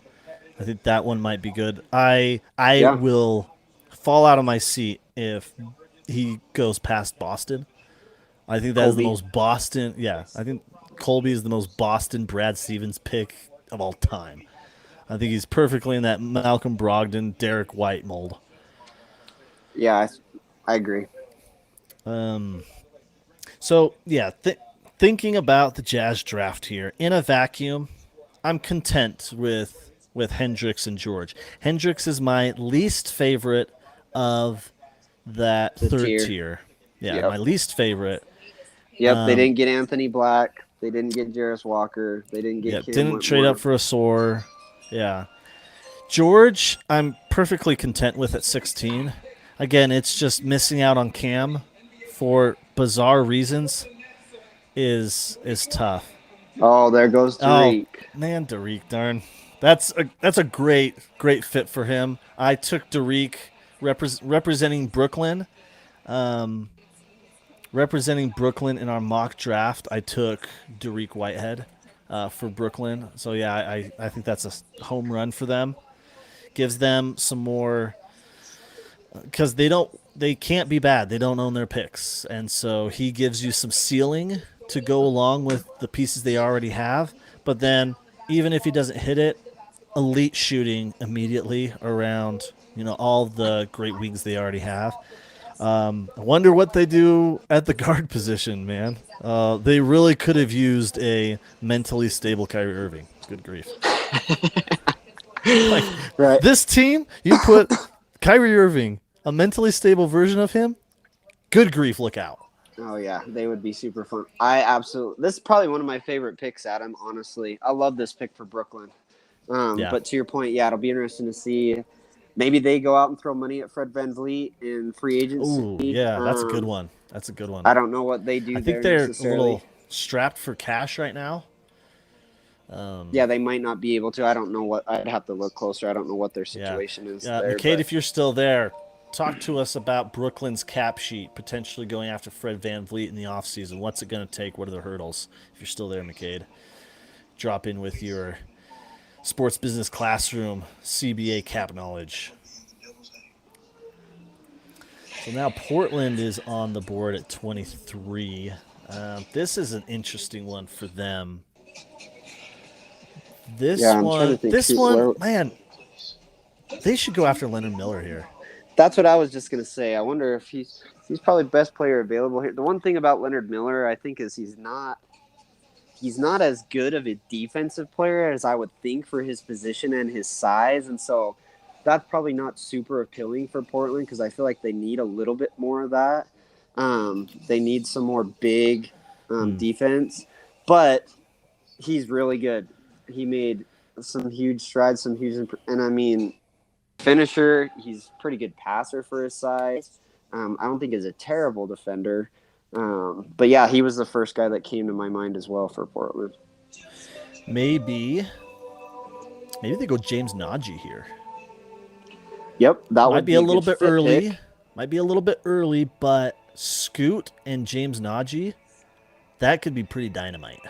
Yeah, that's not a bad haul. I mean, you probably have him backing up Nurkic immediately, but like after a year and a half, Nurkic is a nice salary dump candidate, or you just keep him throughout the whole time if you're still bad. But I don't know. That might be something there. Yeah, I think that's you got the right idea there, fit wise. I'm trying to look at some. I mean, Maxwell Lewis would be a fine pick. Yeah. I probably don't like Bryce or Nick Smith Jr. Necessarily there, unless they do decide they're going to move away from Dame. And I think those guys with Scoot and with Shaden Sharp. Yeah. What is Shaden in your opinion? Is he? I think he's a 2. I think. Okay. So yeah, maybe not great there then. If you think that Shaden's a 2, maybe you don't want to go with Nick Smith or you don't want to go with Bryce because that's kind of where they slot, in my opinion, as well, next to Scoot. But maybe to your point, Maxwell Lewis is the guy. Like maybe right now, if Dame's agent is telling you things, and you're this happy with Scoot and stuff, maybe you do go Max Lewis and say, you know what, we're going to re-sign Jeremy Grant because we don't want to lose that asset for nothing. But when Dame's gone, plenty of people are going to line up for Jeremy Grant too. I don't know. Well, here's one guy. I think a really good fit right here might be Gigi. Honestly, it's like, can you imagine if they transition from Dame to Scoot and Gigi turns into what everybody's kind of like? That would be a really great start to a rebuild for Scoot, Shaden, Gigi. What a 1, 2, 3! Holy cow, that would. So they go with Chris Murray, which probably makes the most sense because he's probably the most ready to contribute type of player now. So that almost would make me lean towards them not trading Dame, but yeah, they probably saw what Keegan did last year and like, you know what, if we get that or even 80% of that, like that's helpful for a Dame team, backing up Jeremy Grant and stuff. So it's interesting. Portland's Some people suggested that maybe Portland should have done the Kristaps deal that Boston eventually did, giving up this 23 pick to Washington, putting Nurkic or Anthony Simons in the deal and trying to get Kristaps back. That was an intriguing idea, but I think really the only rumor that kind of comes close, I guess the only 2 that would have put Portland in a position was the Zion Williamson or the Paul George. Like those were the only 2 rumors I think that had enough traction.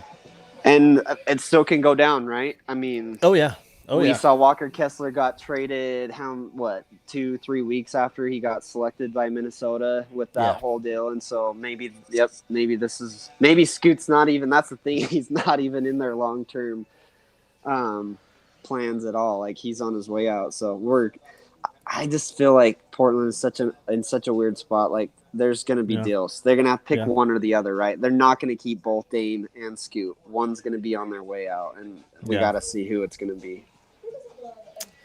Yeah, fascinating. So yeah, I think a lot of people had mocked Chris to the Sacramento Kings, honestly, which was fun. It would have been cool to have another set of twins on the same team and stuff like that. That would have been sweet. But so this is the place where I probably think Bryce fits the best, is in Sacramento. I like him being able to get spoon-fed a little bit from Fox and from Sabonis, and can give them some. I mean, I think Malik Monk gave them that a little bit this year, some kind of microwave scoring a little bit, but I really like the fit for here in Sacramento. Well, also, he showed that I'm talking about Malik. Malik showed that he could be like playing backup 1 minutes for Sacramento last year. And that opens up quite a bit for Sensabaugh to be backing up, especially, they weren't as pleased with Kevin Herter's performance in the playoffs. That kind of gives you another look off the bench. Like if Kevin Herter's not hitting shots or something, you bring in Bryce, who can just do a little bit more on his own. And it just feels like that's pretty natural with the kind of run and gun movement, big time threes, ISO scoring that Sacramento really was pretty prolific at last year. And I mean, listening to you talk, maybe that makes Bryce a really bad fit too. Maybe Bryce comes in very, very similar to Herter in the sense that that's really all he provides for you is scoring and shooting, but he's not really going to give you the stuff on the defensive end that you need in the playoffs to stay on the floor. So maybe in that regard, you don't want it because there's some redundancy there. Yeah. I don't know. Yeah, that's intriguing. I like the different look that Bryce could give you as opposed to Kevin Herter. It's not just catch and shoot, whipping around screens like, Bryce gets, switched on some of these one point guards around the league. I mean, post him up. Yeah, and he can just eat in the mid-range and in the post, yeah. Yeah. But maybe City Sissoko here.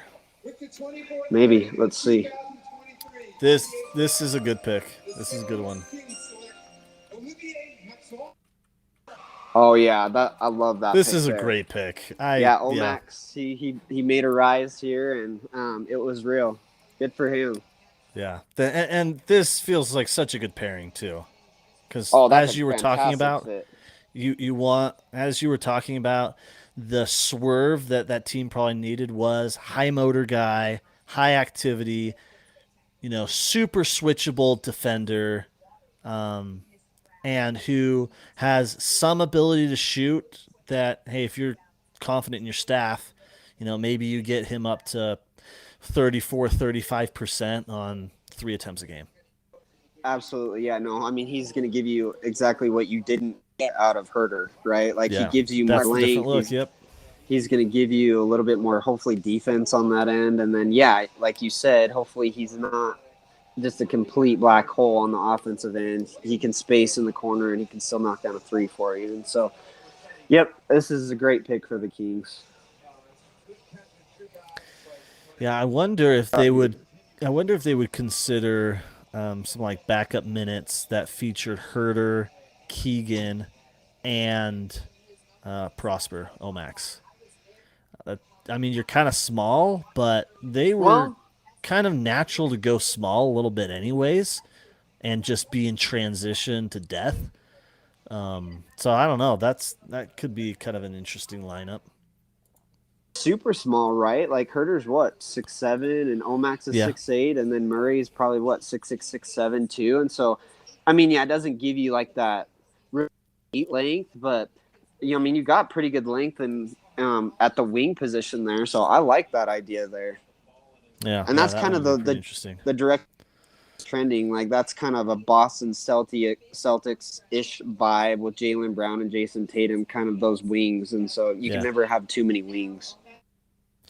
Yeah, this pick and what they could potentially do in some like free agency and stuff, I think the Kings could legitimately do exactly what they did last year, this year again. Like, it wouldn't be a surprise. They wouldn't be catching anybody by surprise. Teams like the Lakers probably don't start the season near as bad as they did again. And in Memphis, they probably find some stability, and same with New Orleans, some stability. But I think they could legitimately again be a top 4 team in the West. I'm not sure if they're that high, but I agree. I don't see any reason why they should take a step back. I mean, they'd probably have to make a pretty significant move to take a step forward. But yeah. I think they're a second round playoff team. I would see them kind of in that 4 to 7-ish range. I think that's exactly where they should finish. Anywhere below that would be a disappointment for them. Yeah, certainly. Yeah, this is a good pick. Really interesting. So now this is interesting. So Memphis is on the clock, but they're really drafting on behalf of Boston. So Oh, really? yeah, so they did that trade in which Kristaps and number That's right. 25 went to Boston. Smart went to Memphis. Tyus Jones, and some Boston guys went to Washington. And so Washington moves down to, can't remember where exactly. They moved down to 35, and then Boston moved up to 25. So here, this one, I think it's Colby Jones. Yeah, that's right. You were personally. saying that earlier. That's your guy there. Let me see if I can throw. Yeah, let you me throw a out guess out there. Who do I think Boston's looking for at this point? They're probably, to your point, they're probably not looking to swing on somebody like a GG at this point. They are right there. I mean, championship level team. What would they be looking for? Who do I have? I mean, Leonard Miller. Did Leonard Miller get picked? No, He hasn't he's been available. picked yet. That's my guess. I'll say Leonard Miller. So just saw something come in from Shams and Woj. Boston is drafting Marcus Sasser at 25, trading to Detroit for 31. So Detroit is getting Marcus Sasser here at 25, and Boston is going to 31. That's kind of bizarre. So, say that one more Sorry time. to spoil Adam. the pick. Sorry to spoil No, the pick, no, but it's fine. I didn't Don't know worry. I've been how long seeing they the would picks get this to whole it in time. the broadcast. Yeah, say that one more time. So, the Celtics are selecting Sasser, but they're trading into somebody To Detroit, for and what? they are getting the 31 pick, and there's got to be some other value. Yeah, because there they that already Boston's traded getting. that pick. That makes no sense. So, but sorry, the point I was going to make is I absolutely love probably one of the most sound point guards that was not talked about in this draft. Granted, there were some freaks in this draft with the men, with AB, with Scoot, obviously, but Marcus Sasser was one of the most efficient scorers in college last year. Very sound defensively. That was a guy that I was hoping the Jazz would kind of look at 28. Kind of a weird fit in Detroit, but I do like Sasser a ton. Yeah, I have him at 32 on my board. So this is smack in the middle of the tier, my tier 5, that I technically have starting at 26, but so that makes sense. The fit, I agree, it's bizarre, and I'm struggling because was Marcus Sasser really likely to be there, not be there at 31? I know were they that's getting a just strange, tons of that's a intel that he strange was not going to move. be there? Maybe, but you're right. I mean, from the standpoint that we're at, it doesn't make any sense why Boston would do that deal. Yeah. And yeah, the fit is a little interesting. They've got Cade Cunningham, who I think can kind of mold with anyone. Jaden Ivey, I think, is harder to mold around. You just don't put anybody around him. They got a Soar, who I think can scale with those guys just fine. But then you add Marcus Sasser, and I'm like, okay, just seems to be a lot of cooks who want the ball. I don't know. Yep, kind of interesting fit there. All right, what Memphis is going to take here. So yeah, this is that's Boston right. selecting on behalf of Memphis. Yeah, this And is then they getting traded wild. Which was technically for Detroit. Yeah. So Detroit is taking this Marcus, and he didn't get a green room invite, did he? No, Sasser didn't. How wild is this? Marcus freaking Sasser was picked 5 picks after Cam Whitmore. Wild stuff. So now Indiana is on the clock here. Indiana, let's run through this for a second. Okay, they've got Tyrese Halliburton, excellent. They've got Buddy Hield. They've got Ben Matherin, last year's rookie. So that is a 3-guard trio that's really excellent. Now moving on to the forward position, they just drafted Jarris Walker. They've got Miles Turner. Like, they're really set up pretty nicely, I think, to kind of go anywhere they want. But I think a forward is the best, or a wing is kind of the best for them. I don't think they want a center, so like James Najee's out for me. Honestly, Maxwell Lewis is probably who I go with here. I think they want a little bit of everything. In fact, this is the guy, Maxwell Lewis is the guy I, on behalf of Indiana, selected in one of our Twitter mock drafts. And I think it's because he gives you a little bit of everything. Gives you a little bit of defense. Gives you a little bit of scoring. Gives you a little bit of self-creation. Has some disruption capabilities. Can be on or off ball. I think that scales really nicely with Jarris Walker, Miles Turner, Buddy Hield, Ben Matherin, Tyrese Halliburton. I really like that. So I'd probably bet Maxwell Lewis being the pick for Indiana Pacers. At least that's who I think it should be. So it looks like Woj is saying that Boston is getting 31 in exchange for 25, whom Detroit selected Marcus Sasser. So they get 31 and future seconds. So not sure how many future seconds that is. We saw in that Chris Paul deal that, it was the Chris Paul deal, I believe, that Washington got tons and tons of second-round picks. So not sure how many. It just says future. So we'll kind of see on that point, on that piece. But, yeah, this is surprising because I wouldn't have pegged Marcus Sasser to be likely gone before 31. I also think this means that Boston probably may not be available to select Colby Jones. Colby Jones might be gone by this point. And if he's gone by that point, I think they probably go with Andre Jackson Jr. They're at number 31, Boston Celtics. So now thinking about it here for Indiana, Maxwell Lewis is who I would go with.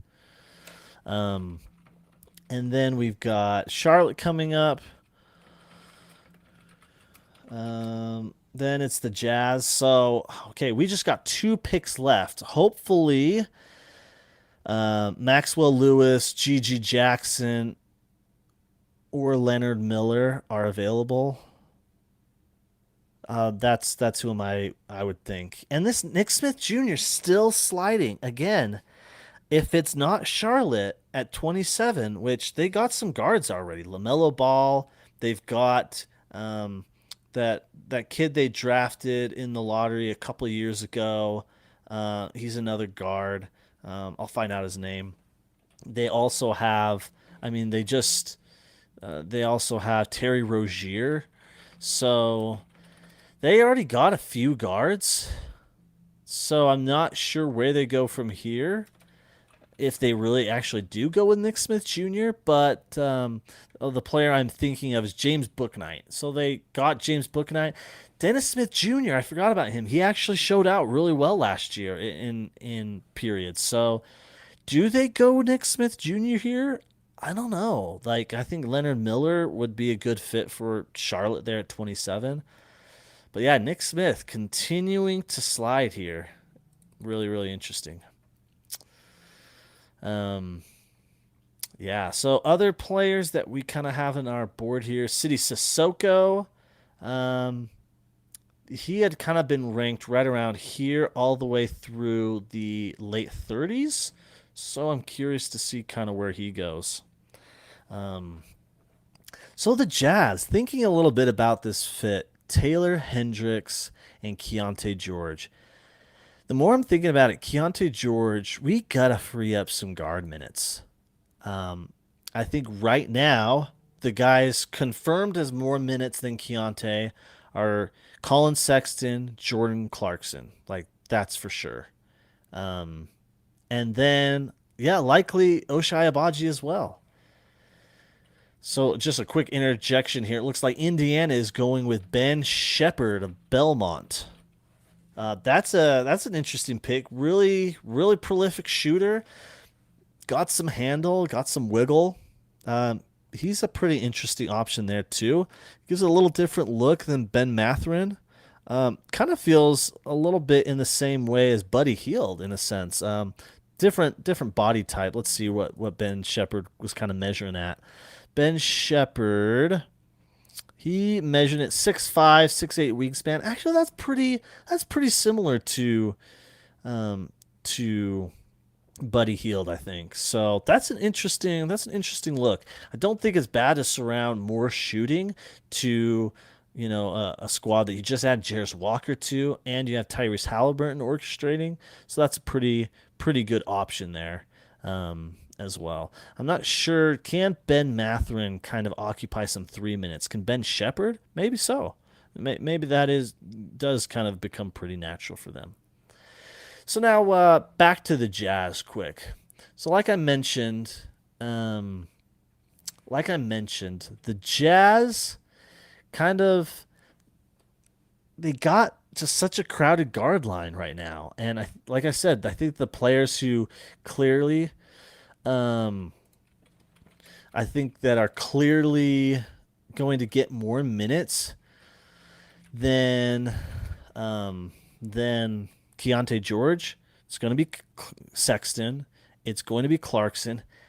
I'd have to say it's going to be Agbaji too. So now you got 3 guys who are getting more minutes than him. So now you're in the field of Chris Dunn and Talen Horton-Tucker. So that's a lot of guard minutes that you have to distribute. And I don't feel very comfortable about Keontae kind of deploying at the 3. So that's going to be interesting. And so I definitely don't think the Jazz go Nick Smith Jr. at 28. Like, you might be tantalized with the potential there, but exactly how much could you tap into the potential and really kind of explore what that would look like if you don't have any of the minutes for him. Now the Jazz could not bring back Jordan Clarkson, who I bet is going to opt out. It's possible that they could avoid Talen Horton-Tucker in minutes because, like, earlier in the season they did that. He had some inactive games. It looks like Charlotte is making their pick at 27. Let's see who it is. Okay, Nick Smith Jr. went to Charlotte, so he finally stopped sliding at 27. This was the one team we thought might end up going with Nick Smith. Though, again, I'm not sure how many minutes he kind of naturally gets there, but Nick Smith Jr. at 27 to Charlotte, it could be great. I don't like him very much off ball, and he's got the potential though. He's got the pedigree as a guy who was highly recruited out of high school, a really sought after talent that Arkansas went after. So it's going to be interesting. I think that that's another kind of value play for them that could be intriguing. Hopefully they carve out the minutes for him to really see what he could do. And like I said earlier, hopefully it means LaMelo Ball is available long term. He was the number 3 overall recruit in the ESPN Top 100 recruits for the 2022 college basketball season. Really, really interesting. So some people were asking, how come we drafted a Clarkson clone, Tony? It's interesting. Tony says, I don't think he's a Clarkson clone. The Jazz drafted him to be a point guard. So a lot of what Josh was saying earlier, that the Jazz see him as potentially being a point guard long term, which if he can really do that, you're talking a 6'4" point guard without shoes, that type of thing, 185 pounds, 19 and a half years old with that type of shooting ability, that could be really awesome. But again, if you're trying to groom him to be a point guard, I'm sorry, we can't have all these guards in here. We've got to move on, honestly. So Jazz are on the clock now, and here we got to go GG Jackson. Okay. The thing we need the most to become the best possible team is self-creation. We just don't have it outside of Jordan Clarkson. We don't have it.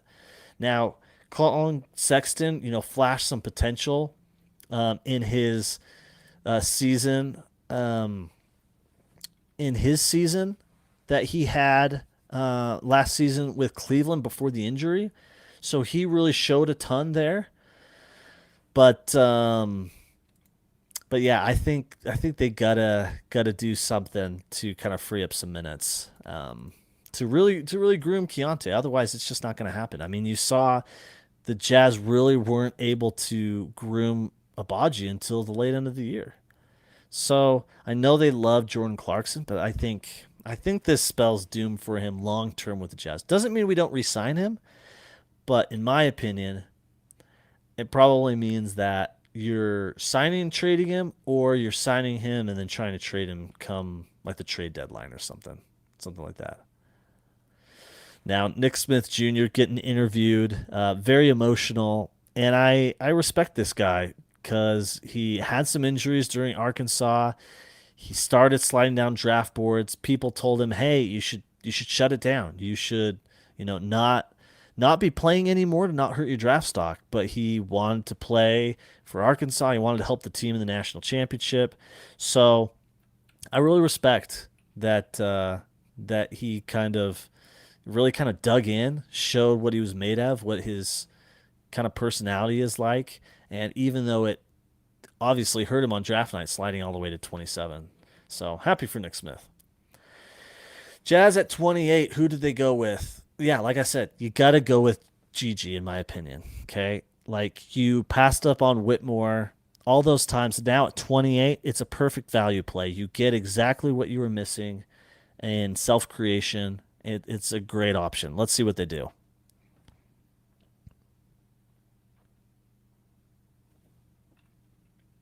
Oh, man.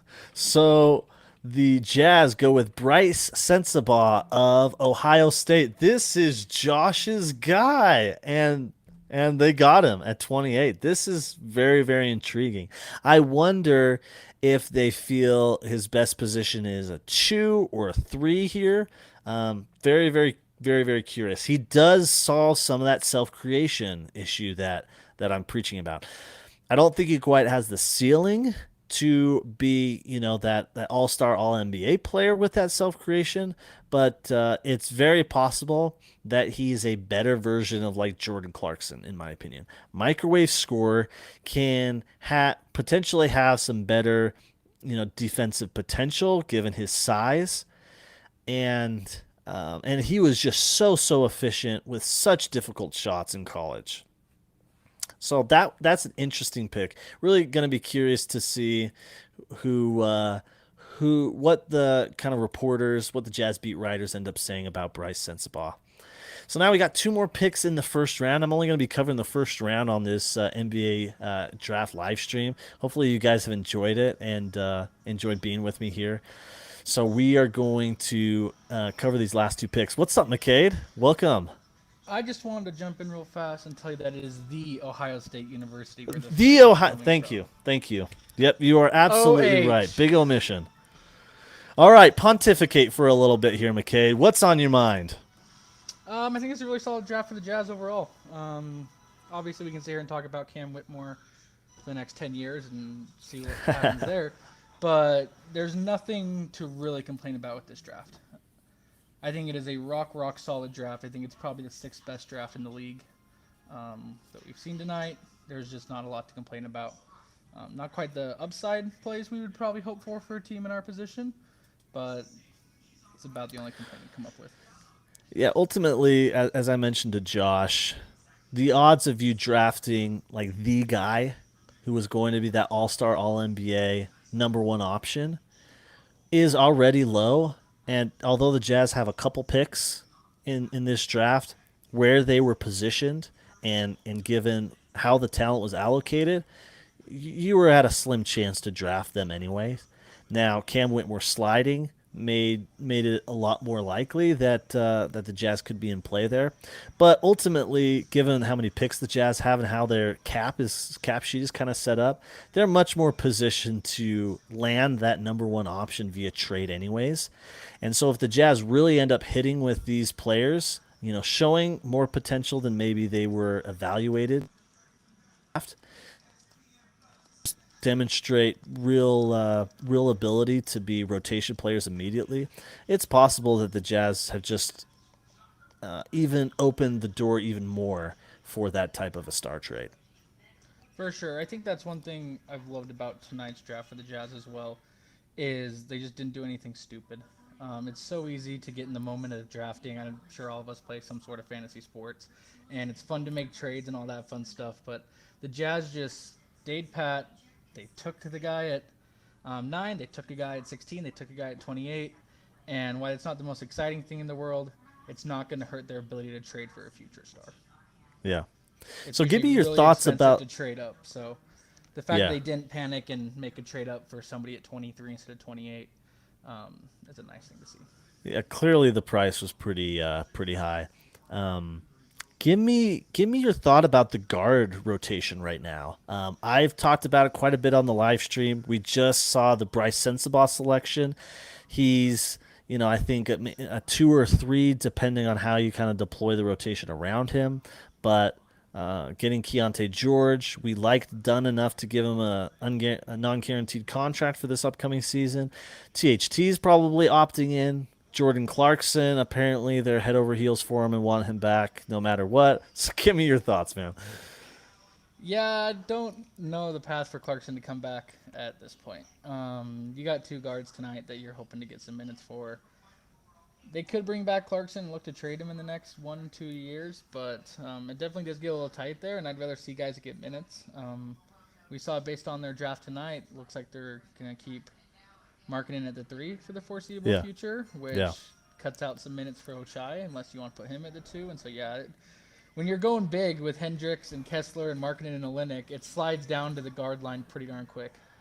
It's only 240 minutes, and the Jazz are going to have to figure out really hard how to spend that 240 minutes of equity they have every game. Yeah, totally. So it looks like the Pacers selected on the behalf of Denver, Julian Strawther out of Gonzaga. That's a very natural pairing, I think. Julian Strawther, I think he's going to fit in really nicely with Denver. Can shoot, can pass, can dribble. I think that just scales really nicely around the core that they already have. Any Strawther comments, or do you want to get into some cap minutia? It is up to you. I'm not a huge draft guy. I don't know these prospects nearly as well as you and Josh did a wonderful job tonight. Awesome. Well, that's why I kind of have queued up a cap question. So we talked a little bit about Brooklyn. So they ended up going Dariq Whitehead, Noah Clowney. Their forward, wing, and center positions are just looking really, really nice for that team. And I mentioned how if you had Kyrie Irving on that team, for example, my gosh, they would be potent. But Josh suggests maybe they try to go after Fred VanVleet in free agency, but I know that they are pretty strapped as far as the cap sheet. Give me your thoughts about their cap sheet, where they might go from here in free agency, rounding out that guard line, and what the obstacles might be for getting Fred. I think they'll be pretty active in the sign and trade market. They're not too worried about that hard cap at that first apron. I don't think they're going to go sign and trade for James Harden. I don't think Harden wants to go to Brooklyn. I don't think the Nets want him back. But definitely a guy like Fred VanVleet or Kyrie, right? So we're going to move down to the Fred VanVleet tier. And I think it's very possible that a good sign and trade works out there, especially if the Nets are willing to give up maybe a first-round pick or something to make it happen. Because they have a lot of middling salary. Like Ben Simmons isn't great. If they really are looking to figure something out, they could trade away Royce O'Neal, or he's not 100% guaranteed that contract the Jazz signed him to. Joe Harris is a great example of a player like a Duncan Robinson who has not a great contract, but people can find a use for it, and it's maneuverable, right? It's something we're going to lose, I think, as time goes on to the next CBA, but those $15 to $22 million contracts, the Joe Harrises, the Colin Sextons, that even if they're not perfect, they make great money-matching salaries. So I would for sure expect the Nets to be with the sign and trade market specifically. It's a fun unintended consequence of all the superstar trades we've seen. Is Yeah. so many teams just don't have their own first round pick, so they have no reason to tank. So Right. you look at a team like the Nets or the team like the Rockets, who, we'd rather go 36 and 46 because we don't have our first round pick anyway. So might as well try and win 30 games and make the play-in as the 10th seed or whatever. Like, you're going to see that from Houston this year, and same with Brooklyn. Is Brooklyn has picks now from Philly and Phoenix, but they don't have their own. Those are in Houston, so they Yeah, will that's- look to that's be interesting. at least mediocre. I'm curious your thoughts now, kind of around Taylor Hendricks. I kind of think that this spells long-term doom for Kelly Olynyk's future with the Jazz. Like, I don't think that he'll be on the team, say, in 3 years. They're absolutely going to pick up his contract this year, I believe. I think Danny Ainge likes him a ton. I think Will Hardy likes him a ton. But what are your thoughts about maybe the cap in relation to Kelly Olynyk and his future, but then also about Taylor Hendricks kind of being the heir apparent to that spot. He could play with Markin and Kessler. I think he can moonlight a little bit at the 5 in some maybe 10 backup center minutes or something, especially against particular matchups. So one fun little quirk I'll throw out about the CBA this Yeah. time around is you can now use your mid-level by trading for a player. Oh, Which yeah. is super kind of quirky. I don't think he'll get used a ton, but Kelly Olynyk is one of those guys that fits right under that number. Yeah. So if the mid-level exception market dries up pretty darn quick, there's not enough players, I would not be surprised to see a team call and offer the Jazz a decent trade where you wouldn't even have to match salary because that team could just absorb him into their mid-level. So I will throw out that Kenny Olynyk fits perfectly into that range with the new fun little twist of the CBA. I do think they keep him and probably try and trade him at the trade deadline. I think he's a great player to have around. As I said, why the Jazz have a weird way to fill 240 minutes. I think Olynyk and his smart play is a great person to have on the court with young players. So I would not be surprised to see him kind of take the Mike Conley role this year that we had last Yeah. year, where he's just a smart player on the court, helps get the rookies in the right place, and at the end of the day, he has no reason to be on the Jazz past the trade deadline. So I do. Yeah, expect I him to love hang that around, little though. tidbit. That's awesome. That's gonna be a fun one to see who uses it first, kind of how the league perceives the value and kind of how those deals end up looking historically. That'll be fun. I do want to point out one more thing with the new CBA because it's super fun and quirky, and that's what I do. Yeah, there's a lot of interesting wrinkles with the new CBA. Yeah, so one big thing is there's a new second-round pick exception, which doesn't matter for the Jazz this year. Knock on wood. We'll see if they trade in the second round here in the next hour and 10 minutes Yeah. or so. But you can now used to only be able to sign second-round picks to a 2-year contract with the minimum, basically, just like you could any minimum player in the NBA. And now they have an exception for that, just like they do first-rounders, where you can sign a second-round pick to a full 4-year contract, regardless of where you're at along the cap line, no questions asked.